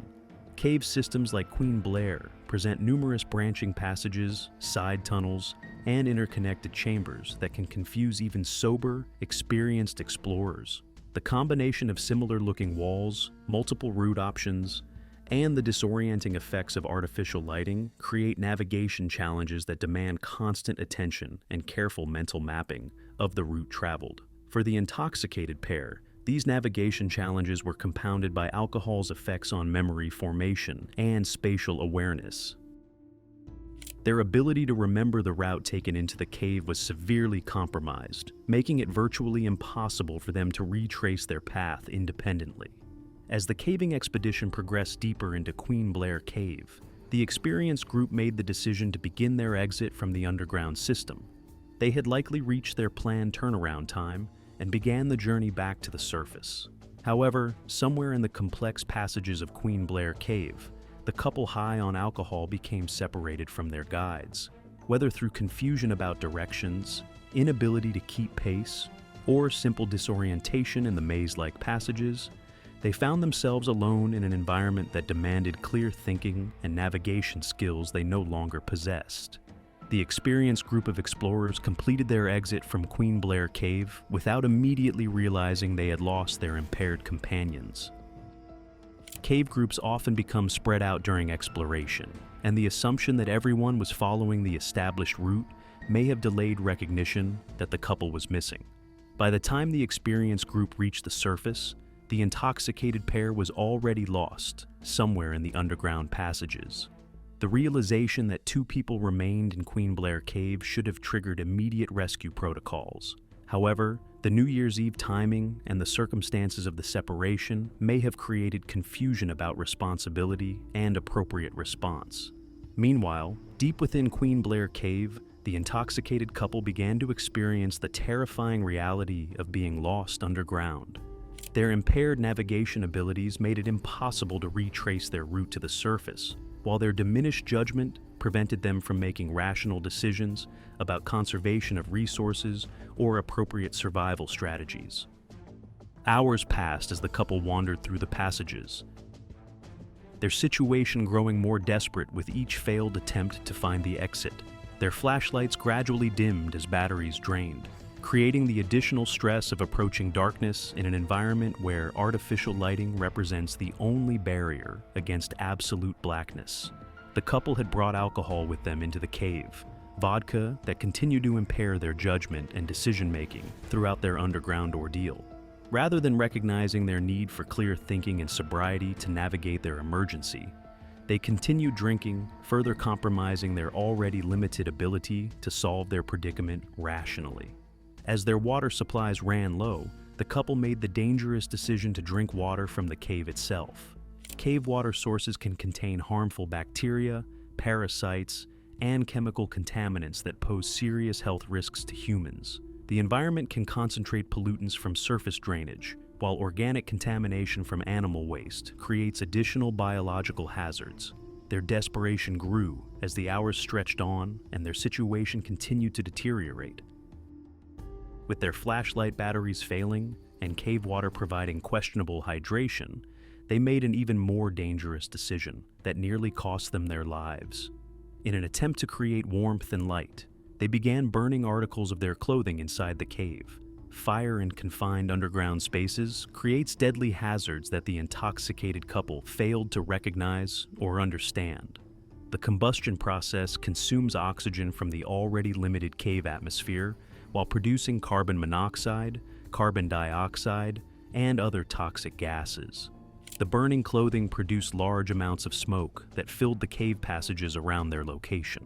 This smoke not only reduced visibility to near zero, but also created a toxic atmosphere that threatened to asphyxiate them. The very fire they hoped would provide warmth and comfort was generating the gases that could kill them within minutes. Back at the surface, local residents who were familiar with the area and the intoxicated couple's midnight arrival grew increasingly concerned as morning turned to afternoon on New Year's Day. The truck that had brought the pair to the cave remained in the parking area at noon, 12 hours after their underground adventure had begun. Cave rescue teams assembled quickly to begin searching Queen Blair Cave for the missing couple. These specialized personnel bring extensive training in underground search techniques, emergency medical care, and the psychological challenges of dealing with panicked or incapacitated individuals in confined spaces. The search of Queen Blair Cave required systematic exploration of the passage network to locate the missing individuals. As they ventured deeper, the team spread out in the maze-like tunnels so that they could find the couple as soon as possible by utilizing all their resources efficiently. One team heard muffled voices and the sound of coughs coming from a section that was going down diagonally. Upon close inspection, they could smell burning clothing. All of this indicated that someone was down there. They called out. In return, they received weak responses from the intoxicated couple. The rescue team had now located the couple in that passage within Queen Blair Cave, their condition reflecting the poor decisions and dangerous circumstances of their extended underground ordeal. They were severely dehydrated, having consumed most of their water supply and relied on questionable cave water sources. Their lighting systems were nearly exhausted, leaving them in approaching darkness that would have made their situation even more desperate. Most tellingly, they were almost out of vodka, the substance that had contributed to their poor decision-making from the beginning of their underground adventure. The continued consumption of alcohol throughout their ordeal had prevented any improvement in their judgment or navigation abilities, keeping them trapped in a cycle of poor choices that had nearly proven fatal. The smoke-filled passages around their location told the story of their desperate attempts to create warmth and light through burning clothing. The rescue team immediately recognized the extreme danger the couple had created for themselves through these fires. The toxic atmosphere could have killed them by making them asphyxiated. Their survival was largely a matter of luck rather than good judgment. The emergence of the rescue team and the rescued couple at the surface marked the end of a New Year's Day emergency that had nearly resulted in tragedy. Thanks to the vigilance of local residents who recognized the danger signs and the expertise of cave rescue personnel who responded quickly to their concerns, what could have been a devastating New Year's tragedy was transformed into a story of survival against self-created odds. February 14th, 2014. Valentine's Day. While couples around the world celebrated love, 7 Japanese women were about to face nature's most brutal test. 5 friends, Ritsuko Miyata, Emi Yamamoto, Naomi Tomita, Aya Morizono, and Atsumi Yoshinobe, had traveled to Indonesia for what should have been the diving trip of a lifetime. Joining them were 2 seasoned diving instructors, Shoko Takahashi and Saori Furukawa, from Bali's Yellow Scuba Dive Club. These weren't novice divers taking unnecessary risks. Each woman had completed at least 50 successful dives. They knew the ocean, respected its power, and followed safety protocols. But sometimes experience isn't enough when nature decides to show its true fury. Their destination was Crystal Bay, off the coast of Nusa Penida, a slice of underwater paradise southeast of Bali. Picture crystal clear waters, vibrant coral reefs teeming with marine life, and underwater landscapes that look like something from another planet. It's a diver's dream destination.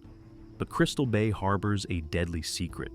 This region sits within the notorious Coral Triangle, where powerful ocean currents can appear without warning, turning paradise into a death trap in seconds. The underwater topography here is unforgiving. Steep drop-offs, shifting tides, and the massive Indonesian throughflow create a perfect storm of dangerous conditions. Here's what makes this place so treacherous: sudden changes in water density near the thermocline, that invisible boundary where warm surface water meets the cold depths below. When conditions align just wrong, the water itself becomes a trap, creating downcurrents so powerful they can drag even the strongest swimmers into the abyss. February 14th started like any perfect diving day. Clear skies, calm seas, optimism in the air.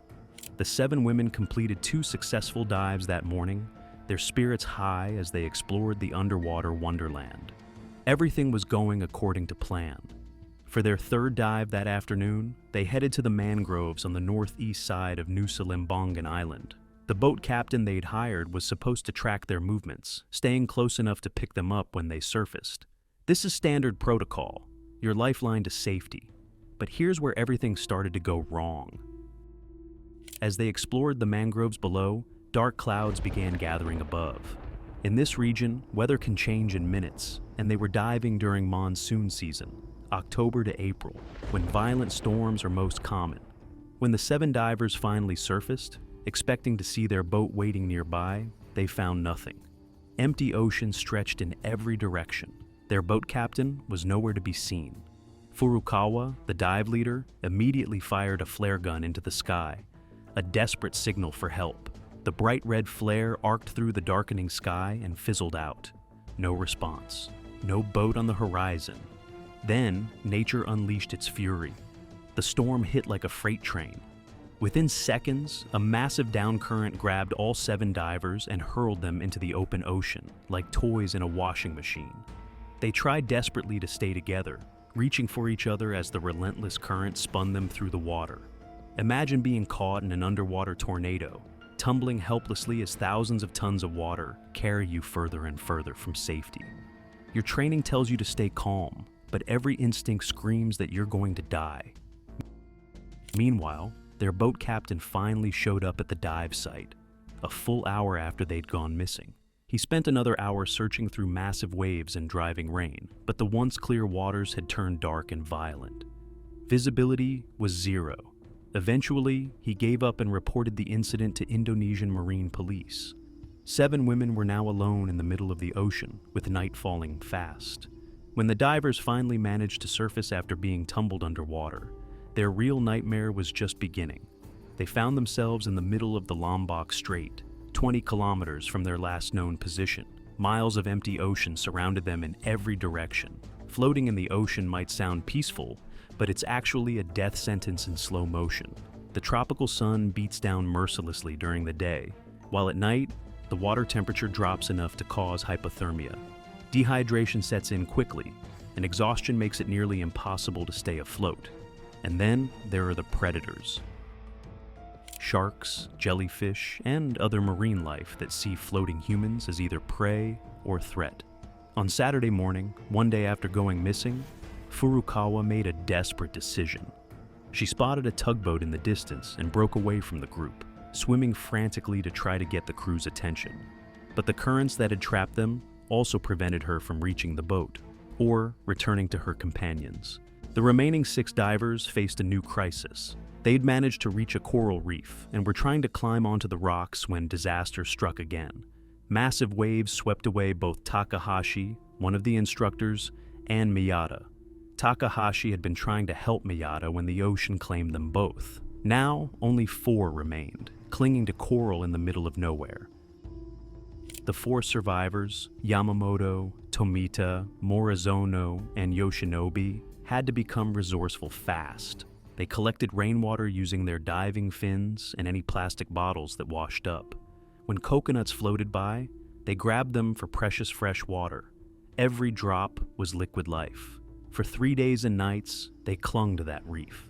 3 days of scorching sun, freezing nights, dehydration, and the constant fear that the next wave might be their last. Search planes flew overhead, but couldn't spot them against the dark coral. On Monday, February 17th, a local fisherman spotted something unusual near South Manta Point. Signs of people stranded on a reef. The currents were still too dangerous for him to attempt a rescue, but he immediately alerted authorities. When the rescue boat finally reached them, the 4 women were sunburned, dehydrated, and exhausted, but alive. They could walk, talk, and incredibly, their spirits hadn't been completely broken. Minor sunburns and abrasions were a small price to pay for surviving 3 days in one of the ocean's most dangerous areas. But their relief was short-lived. Furukawa was found separately on another rocky outcrop, her injuries more severe, requiring helicopter evacuation. And Takahashi and Miyata were still missing. As rescue teams searched for the final 2 divers, investigators began questioning the boat captain. His story didn't add up. Didi Hamzar from Bali, search and rescue challenged the captain's account, suspecting he had abandoned his post, possibly leaving to refuel when he should have been monitoring the divers. The survivors confirmed the worst. Their boat captain had left them stranded.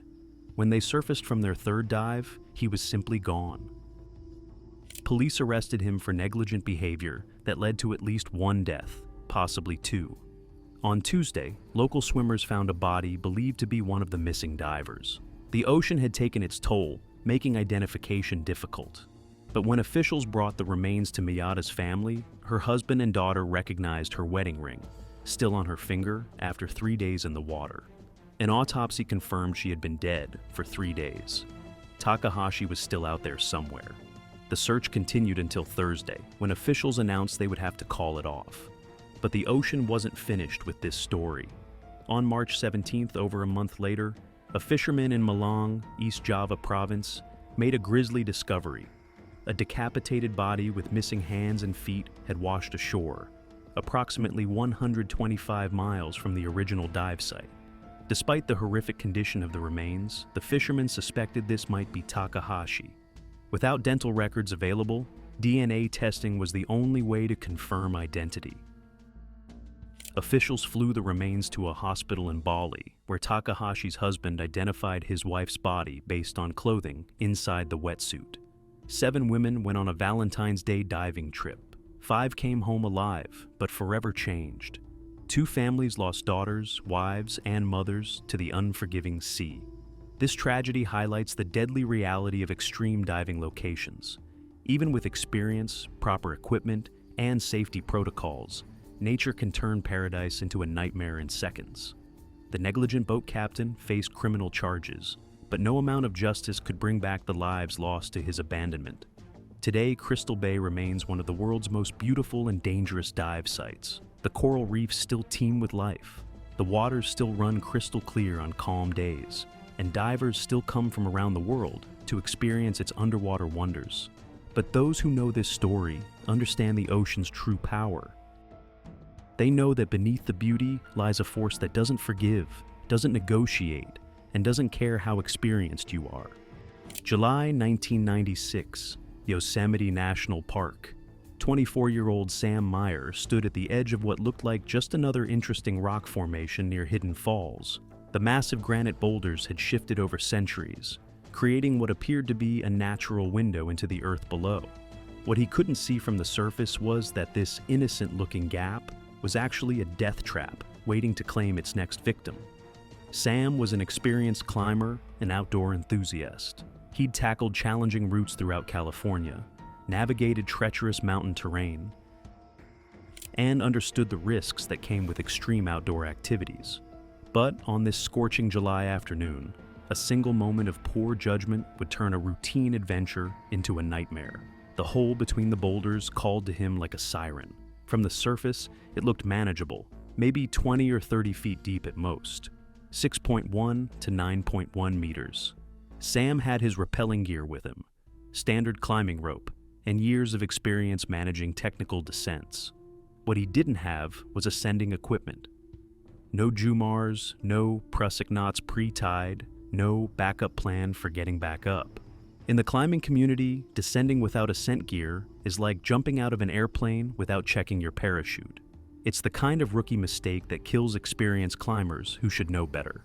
But the hole looks so straightforward, so harmless. Just a quick rappel down to see what was at the bottom, then a simple climb back up the rope. How hard could it be? Sam anchored his rope to the massive boulders above and began his descent. The first 50 feet, around 15 meters, went smoothly, just granite walls and shadows. But as he continued down, the walls began to close in, and the light from above grew dimmer.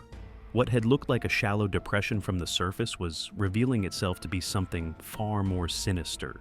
At 75 feet, 23 meters, Sam should have stopped. Should have realized this was deeper than anticipated and climbed back up while he still could. But curiosity and momentum carried him deeper into the earth's throat. At 100 feet, 30 meters, the walls were so close he could touch both sides. But he was committed now, and the bottom had to be close. At 125 feet, 38 meters, Sam's feet finally touched what he thought was solid ground. But instead of rock, he plunged through the surface of ice-cold water that had been trapped in this stone prison for who knows how long. The shock of the freezing water hit him instantly. He was suspended just above the water's surface. But the water was too deep and the space too confined. Every slight movement caused him to dip back into the freezing pool, soaking his legs and lower body repeatedly. That's when the reality of his situation hit him like a physical blow.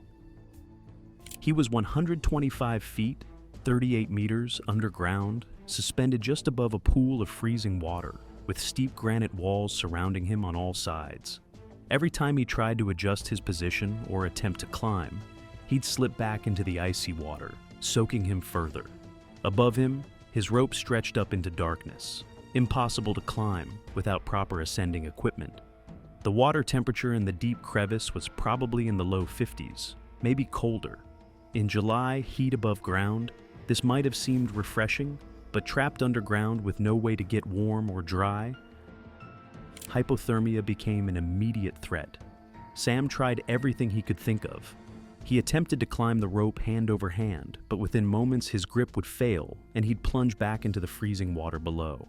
The granite walls were too close together to get proper leverage, and each failed attempt left him more soaked and exhausted. He tried to position his feet against the walls while pulling himself up the rope, but the smooth granite offered no purchase, and every slip sent him crashing back into the icy pool. He attempted to wedge himself between the walls and chimney climb upward, but the granite was too smooth and slick from condensation. Worse, the constant splashing from his repeated falls into the water had soaked the lower walls, making them even more treacherous. Initially, he might have been able to hang above the water for short periods, but as his strength faded and his grip failed repeatedly, he spent more and more time submerged in the icy pool. His body heat was bleeding away into the stone and water around him. What had started as an adventure was now a race against time, and time was winning. Hypothermia is an insidious killer. It doesn't announce itself with dramatic symptoms. Instead, it creeps in quietly, stealing your body heat degree by degree until your core temperature drops below the point of no return. First, Sam would have felt the intense cold and started shivering uncontrollably. His body was trying to generate heat through muscle activity, but shivering in ice-cold water while trying to stay afloat was burning through his energy reserves at an alarming rate. As his core temperature continued to drop from repeated immersion in the freezing water, the shivering would have stopped, not because he was getting warmer, but because his body no longer had the energy to maintain the response. His thinking became clouded, his movements clumsy and uncoordinated. Fine motor skills disappeared first. Even if he had thought to try fashioning a harness from the rope or tying prusik knots, his fingers were too numb and unresponsive to manipulate the rope effectively. As darkness fell above ground, Sam was fighting a losing battle 125 feet, 38 meters below. By now, his weakened state meant he could no longer support his weight on the rappelling device for more than a few seconds at a time. He was spending most of his time submerged in the freezing water. Sam's absence wasn't immediately noticed. Solo adventurers often spend days in the wilderness, and Yosemite's vast landscape swallows people regularly. It wasn't until concerned friends reported him missing that park rangers began searching the Hidden Falls area. Finding him would have required someone to look down into the exact same hole that had attracted Sam's fatal curiosity. From the surface, there was no indication of the tragedy that had unfolded below. No cries for help had escaped the stone throat. No signs of struggle marked the area. When park rangers finally located the boulder formation near Hidden Falls after days of searching, they almost missed the narrow gap between the rocks entirely. It wasn't until one ranger noticed Sam's rappelling rope still anchored to the boulders above that they realized someone might be down there, shining high-powered flashlights into the 125-foot, 38-meter shaft. They could barely make out something floating in the dark water far below. A rescue specialist was immediately lowered into the confined space with proper ascending equipment, following the same deadly path Sam had taken days earlier. At the bottom, the rescuer found Sam's body floating in the icy water that had become his tomb, confirming their worst fears. The recovery operation required specialized technical rescue equipment and multiple anchor points secured to the massive granite boulders. Using mechanical pulley systems and winches, the surface team carefully extracted both the rescue specialist and Sam's body through the narrow granite tube. The vertical haul took hours of precise coordination, with the extraction stopping every few feet to prevent the body from getting caught on rock protrusions during the 125-foot, 38-meter ascent. What had taken Sam minutes to descend required a coordinated team effort with specialized equipment to reverse, highlighting just how impossible his situation had been once he reached the bottom of that natural death trap. The irony was crushing. Sam had died less than 150 feet, 46 meters, from where tourists walked every day, enjoying the beauty of Hidden Falls. Above ground, families were taking photos and children were playing. Below, a young man had fought his final battle against the unforgiving forces of nature. 10 miles south of Bloomington, Indiana lies the state's fourth longest cave, Sullivan Cave. With a total mapped length of almost 10 miles, 16.1 kilometers, this limestone labyrinth is owned and managed by the Karst Conservancy. Groups wanting to explore its depths have to apply for permission and are strongly recommended to be expert or advanced cave explorers because of its notorious difficulty. Sullivan Cave has been drawing explorers since at least the 1800s, evidenced by historical markings found in a section known as Backbreaker, a tunnel so low that you have to crawl through it on your belly. The cave's complexity is staggering. Countless side passages branch off from the main routes, creating a three-dimensional maze that has claimed explorers before. Many of these passages are unmarked, unmapped, and lead to dead ends, or even more dangerous sections. In the 1990s, vandalism became such a problem that a large gate was installed at the entrance. Any group wanting to enter had to unlock the door on their way in, then lock it securely behind them to ensure no unauthorized explorers could wander into the dangerous passages. On September the 17th, 2017, Lucas joined the caving club at Indiana University. He was drawn to the adventure, the camaraderie, and the chance to explore places few people ever see. When the club organized a visit to Sullivan Cave, he eagerly signed up.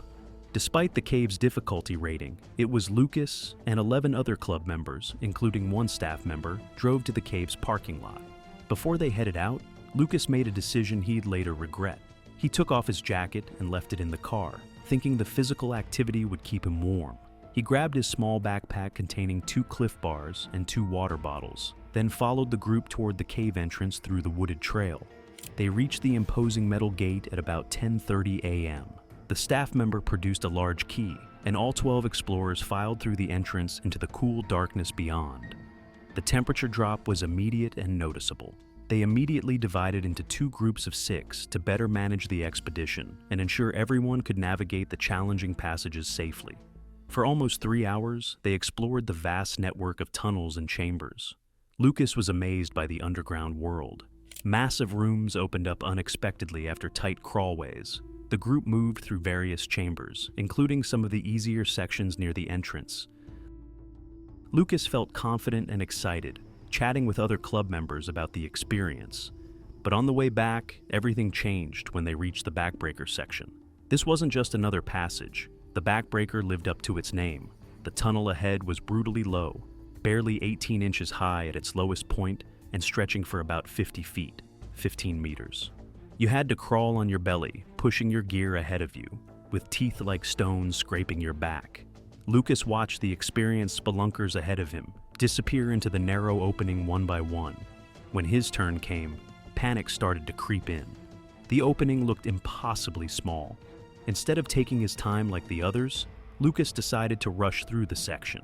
The thought of spending long minutes trapped in that stone vise was unbearable. He pushed forward quickly, trying to squeeze his way out. In his haste to catch up with the others, disaster struck. About halfway through the passage, at the narrowest point, Lucas's backpack became wedged between his body and the ceiling. The straps caught on a protruding piece of limestone. He tried to push forward, but the pack wouldn't budge. He attempted to back up, but the angle was wrong and his shoulders were now pinned. He was completely stuck. The limestone ceiling pressed down on his backpack, which pressed down on his spine. He couldn't move forward or backward. He couldn't even lift his head more than a few inches. He tried twisting his shoulders, compressing his backpack, arching his back. Nothing worked. For what felt like hours but was probably only 15 minutes, Lucas struggled against the confining rock. He called out, but his voice barely carried in the narrow passage. Finally, in desperation, he managed to slip out of his backpack straps entirely. By pushing the pack ahead of him and squirming forward on his belly like a snake, pressing his face into the gritty cave floor, he managed to break free from the narrow section. In his panic and relief, he made another critical error.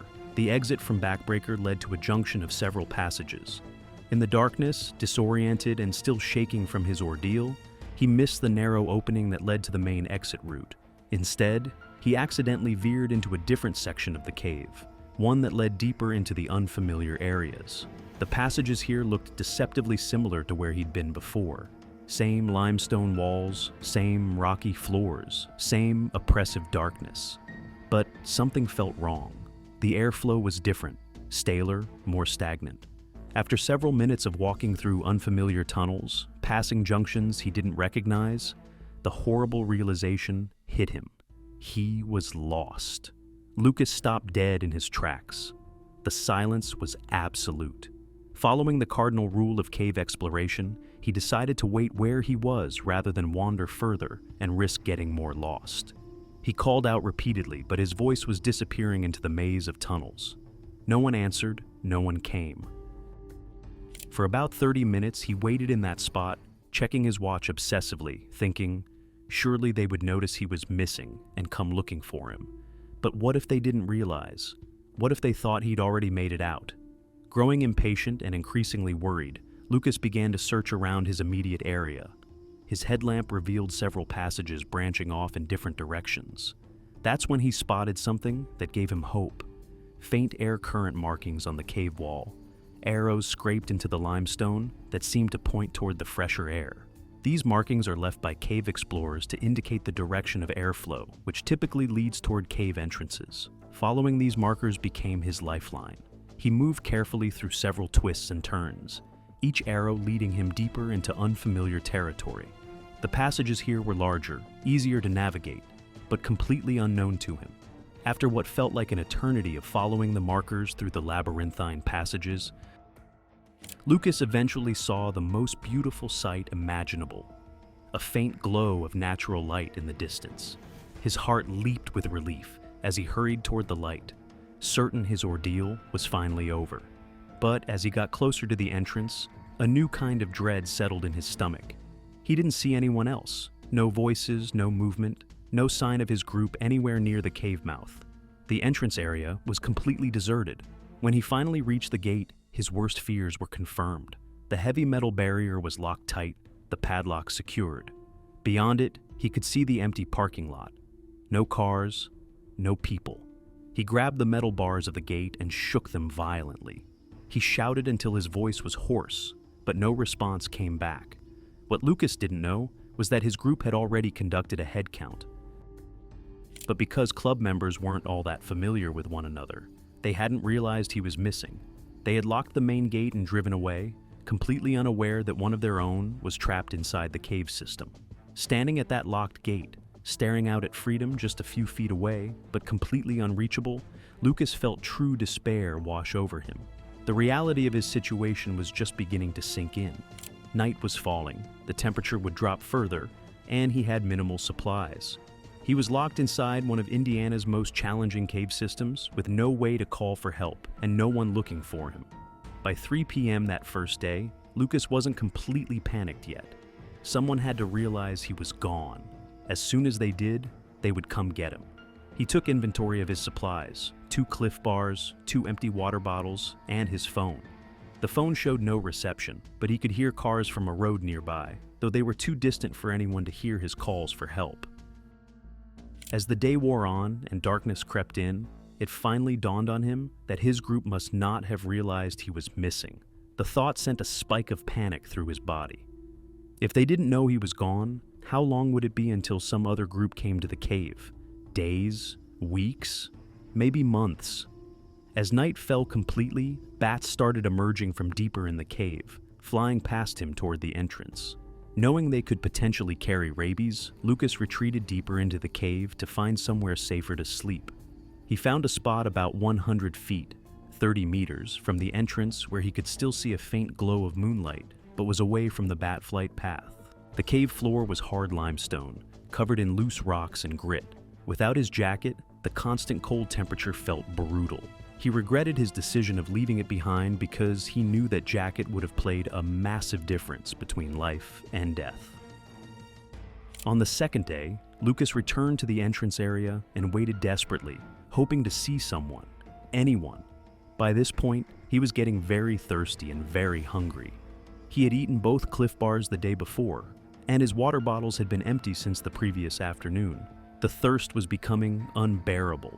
His mouth felt like cotton, and his lips were cracking. In desperation, he began licking the cave walls wherever he found moisture. To pass the endless hours and distract himself from his deteriorating situation, Lucas wrote goodbye letters to his family on pieces of paper from his backpack. He used a pen to write messages to his parents, his siblings, telling them how much he loved them and how sorry he was. The act of writing these letters made the reality of his situation hit home. He might actually die in this cave. In the evening of the second day, his phone battery finally died. The last connection to the outside world was gone.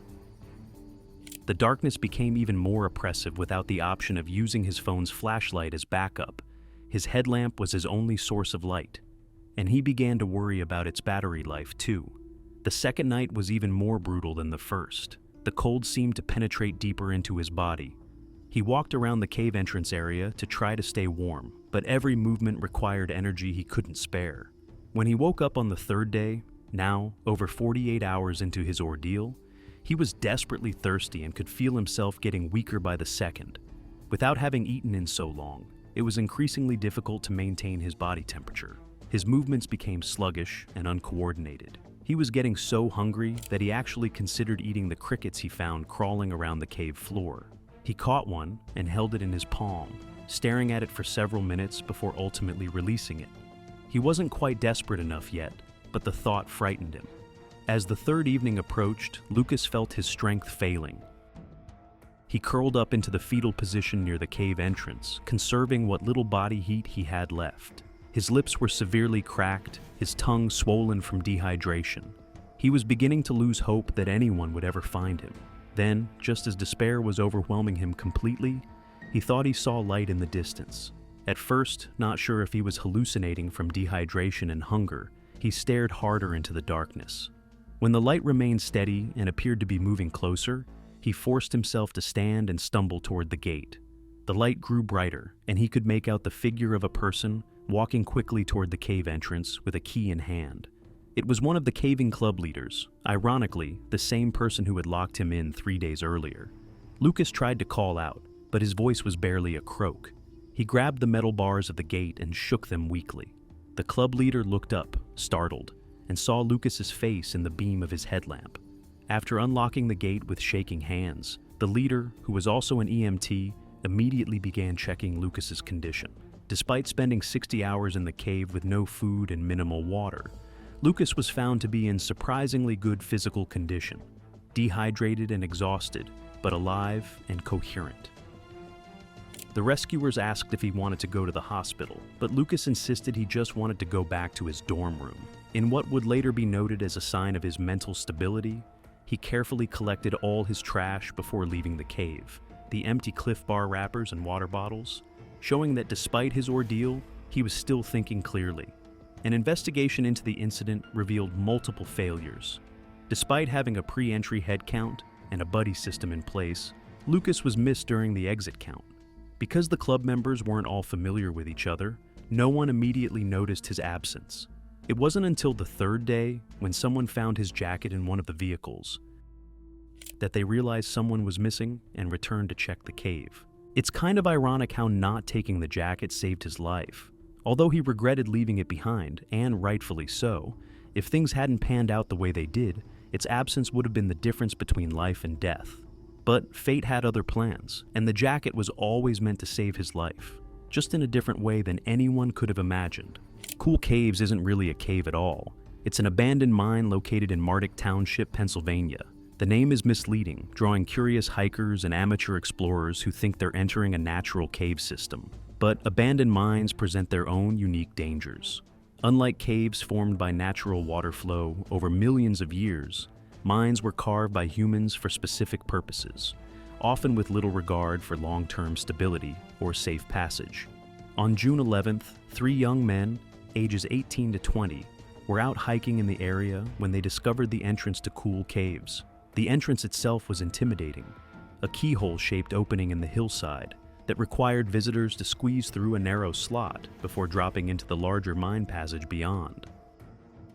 The keyhole design meant crawling on hands and knees through a tight horizontal opening, then sliding down into the vertical portion that opened into the main tunnel. The keyhole entrance served as both a barrier and a warning. Anyone who couldn't fit through it had no business being in the mine. But for the 3 friends, all young and reasonably fit, it seemed like an interesting challenge rather than a serious obstacle. They took turns navigating the keyhole entrance. The first friend squeezed through the narrow horizontal section, then dropped down into the main passage. The second friend, who was the largest of the 3, had to work harder to compress his shoulders and chest to fit through the tight opening, but he managed to make it through. The third friend followed without much difficulty. Once past the entrance, the main tunnel opened up considerably. The carved stone walls showed the marks of mining equipment, and the passage was large enough for them to walk in a slight crouch. It felt like they had overcome the major obstacle. The tight entrance was behind them, and now they could explore the mine system more comfortably. They arranged themselves in single file and began moving deeper into the abandoned mine. For about 150 feet, 46 meters, they made good progress through the mine. The passage twisted and turned, following the path that miners had carved decades earlier. It was midway through their exploration that they encountered the real danger of Cool Caves, a section where the passage suddenly constricted into a hexagonal shape. This wasn't a gradual narrowing like they might find in a natural cave. Instead, it was an abrupt geometric constriction where the tunnel walls formed 6 distinct sides, creating sharp angles. From the outside, it looked manageable, just another obstacle in their underground adventure. But the geometric shape created deceptive challenges that weren't immediately obvious. The first friend entered the hexagonal section without too much trouble. He had to squeeze and contort his body to fit through the angular opening, but he was the smallest of the 3 and managed to work his way through to the other side. From there, he called back that it was tight but passable.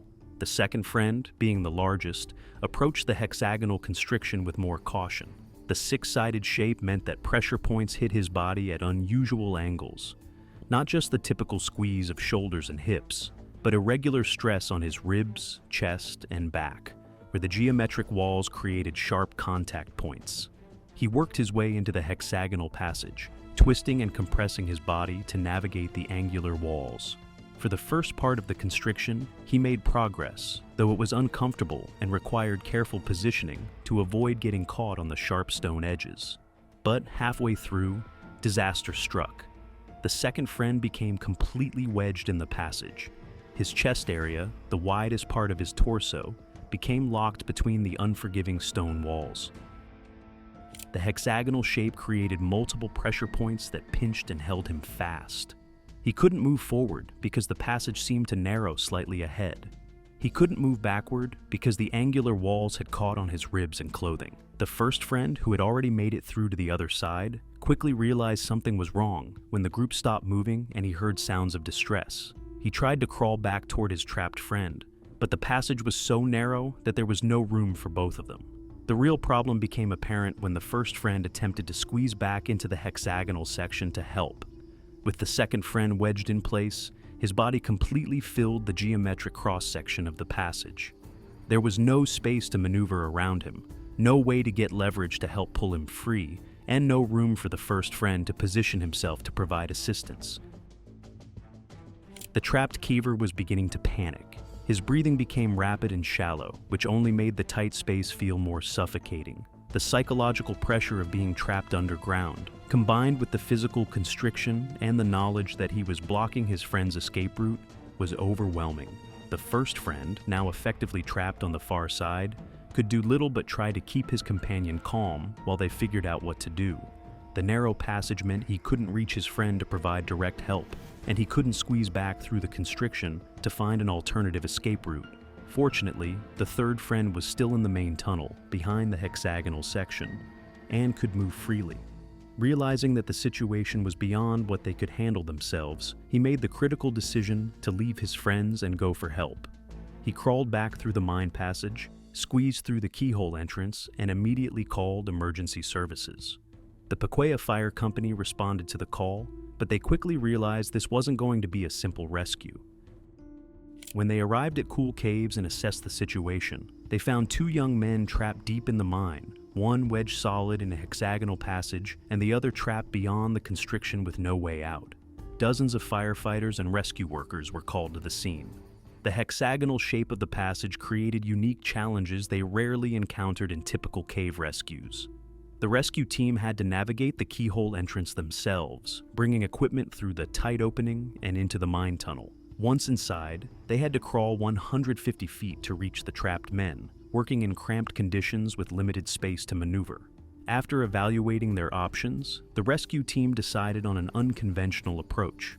They brought in soap and water to create lubrication around the trapped friend's torso. The idea was to reduce friction between his body and the hexagonal stone walls, allowing him to compress slightly and slide backward through the constriction. The process was slow and methodical. Rescue workers had to work in the cramped hexagonal passage, applying soap and water around the trapped man's chest and ribs. The geometric walls made it difficult to get the lubricant where it was needed most, and they had to work carefully to avoid injuring the already distressed victim. For 2 agonizing hours, the rescue operation continued. The trapped cover remained wedged in the hexagonal passage while dozens of emergency responders worked to free him. The psychological pressure was intense. The first of the group, trapped on the far side of the constriction, could do nothing but wait and try to provide moral support. Finally, after what felt like an eternity, the soap and water technique began to work. The lubrication reduced the friction enough for the trapped caver to compress his chest slightly and begin to work his way backward through the hexagonal constriction. Inch by painful inch, he slid back through the geometric passage that had held him prisoner. When he finally popped free from the section, the relief was overwhelming, but the ordeal wasn't over. Both young men still had to crawl 150 feet back through the mine tunnel, squeeze through the keyhole entrance, and reach safety on the surface. When they finally emerged from Cool Caves after their 2-hour underground ordeal, the second friend was treated for minor injuries, scrapes and bruises from the rough stone walls and the extraction process. All 3 young men were shaken, but grateful that their casual exploration hadn't ended in tragedy. Later, they found out that the passage was never meant for a human. This hexagon passage used to be used to move equipment or objects using a pulley or conveyor belt system. They were lucky enough to get out of it alive,